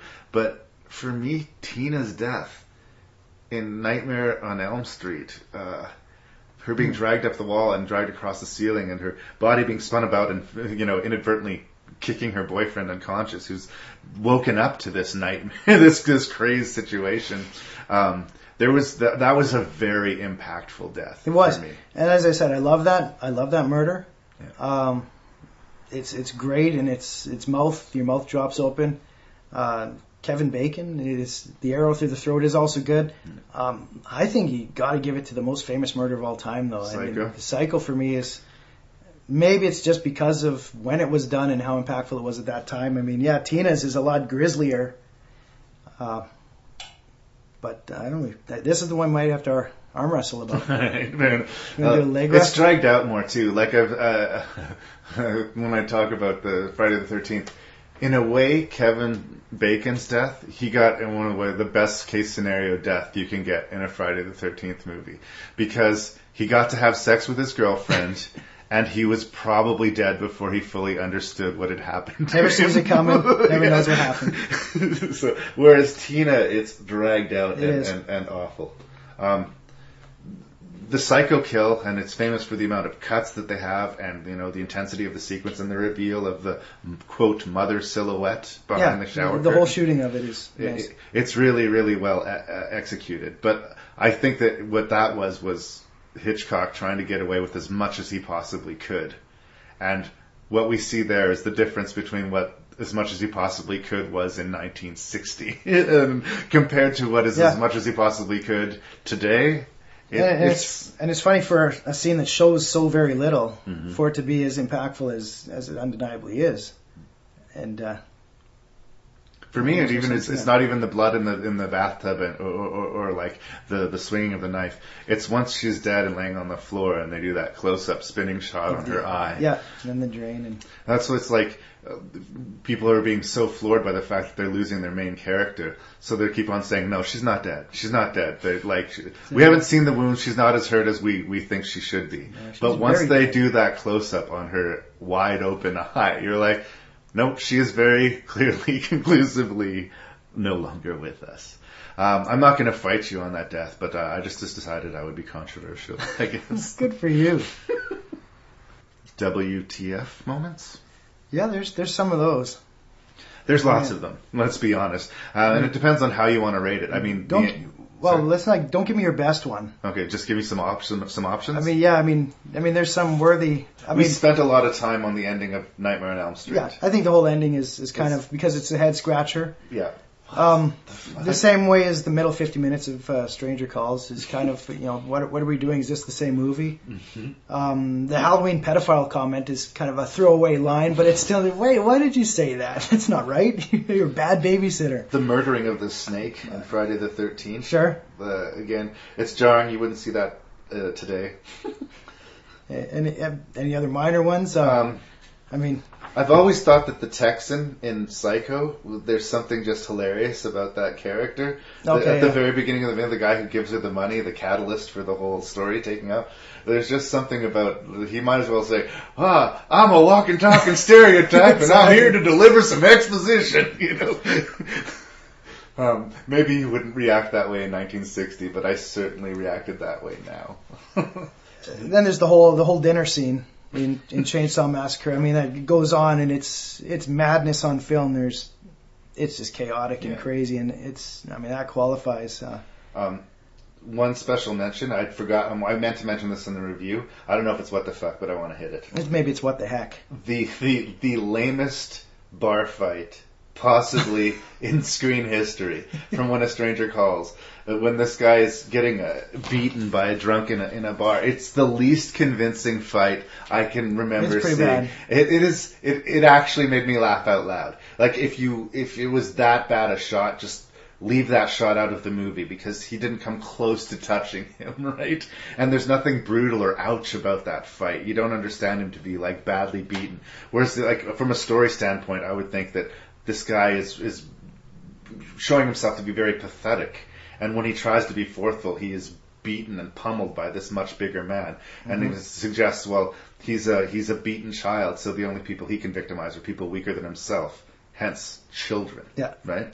I get what they're going for, but it is so horribly executed that it brought laughter instead of what it was trying for. So I wanted to mention that. That's more of just a shitty moment than a what the fuck moment. But, it's a shitty moment. Do you want my prize winner, or do you have more to cover yet? Well, I don't know if your prize winner would be the same as mine, but I'm suspecting it will be, but I'm looking at the hitchhiker in Chainsaw. You are correct, sir. When he so gleefully cuts his own hand, that's... I have to say, for me, that sequence with the hitchhiker is the best part of the whole movie. Oh, yeah? I really think that guy gives the most unhinged performance of the movie. I'll give points to Gunnar Hansen, and it couldn't be easy to play something as bizarre as Leatherface. So to give it any kind of depth, he gets points. But I have not quite seen that kind of crazy played on film. Not since. No? I can't compare it to anything, really. Yeah, it's a moment where you raise an eyebrow wondering, like, what's this guy's deal? I believe that he is crazy and dangerous. I believe you want him out of your van. It doesn't feel like a performance to me, like it's just like he's got me leaning back in my chair. So I got to give that the what the fuck award. But that's where I land on that. Have you any other words you'd like to talk about? We're in agreement for all of these so far. Look at us go. Hey, we didn't agree on the kill, though. We weren't. I went for Tina. You went for the. We're close on that one, though. I won't. I can see where you're going. No tears. No tears. No. Do you have one for best scare? Well, let me think on it. I mean, do you have some nominations? Yeah, the ones that pop out to me is start with when a stranger calls, the big twist on the phone. When you do see that shadow come up from downstairs, it is kind of creepy. And I mean, it leads to nothing. I would have liked a little bit more follow-up on it. Texas Chainsaw Massacre, after Franklin dies, Leatherface chasing Sally through the darkness, and it's just dark, and she's screaming, and the chainsaw's roaring, and the chase goes on for a while, inside the house, out the window, back outside. To me, I find that pretty intense. You can say, I'm going to say it, Alice making coffee. It's suspenseful. I got to give it a mention. Let's see, Michael Myers slashing his way through the closet. Right. Trying to get to our final girl there. That's where my mind keeps going to Halloween, but sorry, please. Yeah. Well, I mean, that's... my answer is obviously going to be the one that gave me nightmares as a child. It's Leatherface pulling open the metal door and dragging that girl inside. Yeah. Just because that stuck with me personally, so that's where I would be leaning. But I'm tempted. I'm tempted to go with Halloween. Maybe not the closet scene. It's a classic horror template where the audience has more information than our heroine. But there's a scene where silly Jamie Lee Curtis has believed that she's felon the victim, or the Michael Myers, that he is no longer a threat. And she's sitting there catching her breath, trying to recuperate. And we see over her shoulder that Michael Myers is laying on the floor. And he sits bolt straight up. And we see him do that, but she doesn't. And I really thought that was a good, impactful moment. It's not that I didn't see it coming. And the piano kicks in, too. Yeah. It's not that you didn't see it coming, but it's just I love those moments where the audience gets more information than the character, and that adds to the suspense. So that's where, off the top of my head, I would lean towards best scare. You talk about when Leatherface comes out of the door and grabs that guy. There's something really final about the way he slams the door, too, at the end of that. Yeah. And so the next time you see that, when the next sheep comes walking through there, all they need to do to scare you is just show that door. Yeah, everyone looks at that door when they walk in. And say, he's going to come get you. So, and then that girl, she runs out into the daylight, and you see him in full daylight out that front door, grabbing her and squealing and dragging her back. But that's just my childhood memory. I had a really bad childhood, I guess. Now, do you have an award for best killer? Oh, the best psycho killer of this group? I mean... Well, we're about to, my friend. I mean, Leatherface gets a nomination. He's furious, but he's sloppy. Yeah. Freddy, he gets consideration because you can't avoid him. You have to sleep. But I think maybe Michael might be the better killer just because he is just plain evil and he's unstoppable. You can shoot him. It doesn't matter if you're awake or asleep. I know I keep on ringing the bell of Halloween, but I have to agree in this case, especially because we're considering the original Friday the 13th, and our killer is not Jason Voorhees, but Pamela Voorhees. I think that he is probably my favorite killer of this group. Which one, Michael? Michael Myers. Yeah. I'm tempted to give it to Anthony Perkins because I gave him the best performance, but to be fair, he kills 2 people in that movie. So I think that because of the higher kill count, and because Michael Myers had to be as intimidating as Anthony Perkins was, but he got no dialogue. I don't know. It works for me. It works for me. And the image of him, Norman Bates just looks like a skinny guy that, be 90 pounds soaking wet, right? Yeah, he's not an imposing figure. He doesn't look intimidating or threatening. He's not right in the head, though, and so he will do things that he shouldn't. Yeah. But, yeah, I'm going to give it to Michael Myers. Let's do it. Thank you so much for doing this episode of Rank and Review with me. I hope we can do another one. I know, there's highway in between us, but I said it at the beginning of the show. I'm going to say it again at the end. No Scott Lehman, no Rank and Review. Oh, stop! I can't even articulate the level of love that is in the room right now, brother. I am so thrilled that you did this and that you drove all this way. I just thank you so much. Well, that's nice. You lit all these candles and you got a nice bath drawn for me later. No, it was a good time. Glad we could do it. Awesome. Thanks, man. Yeah. Good luck. Halloween's still better than Texas Chainsaw Massacre. Fight. I can't. I respect it.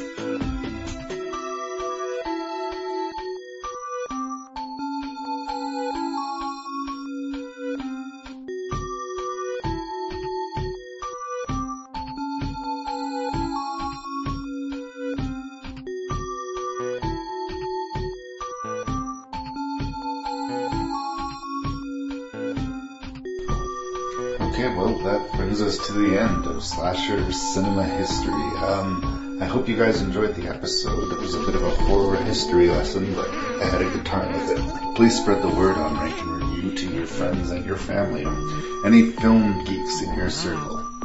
Contact Rank and Review at rankandreview@gmail.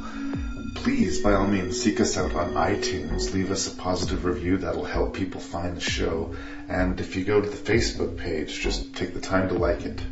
I just like knowing there's people out there listening to the podcast. Thanks for listening to this edition of Rank and Review.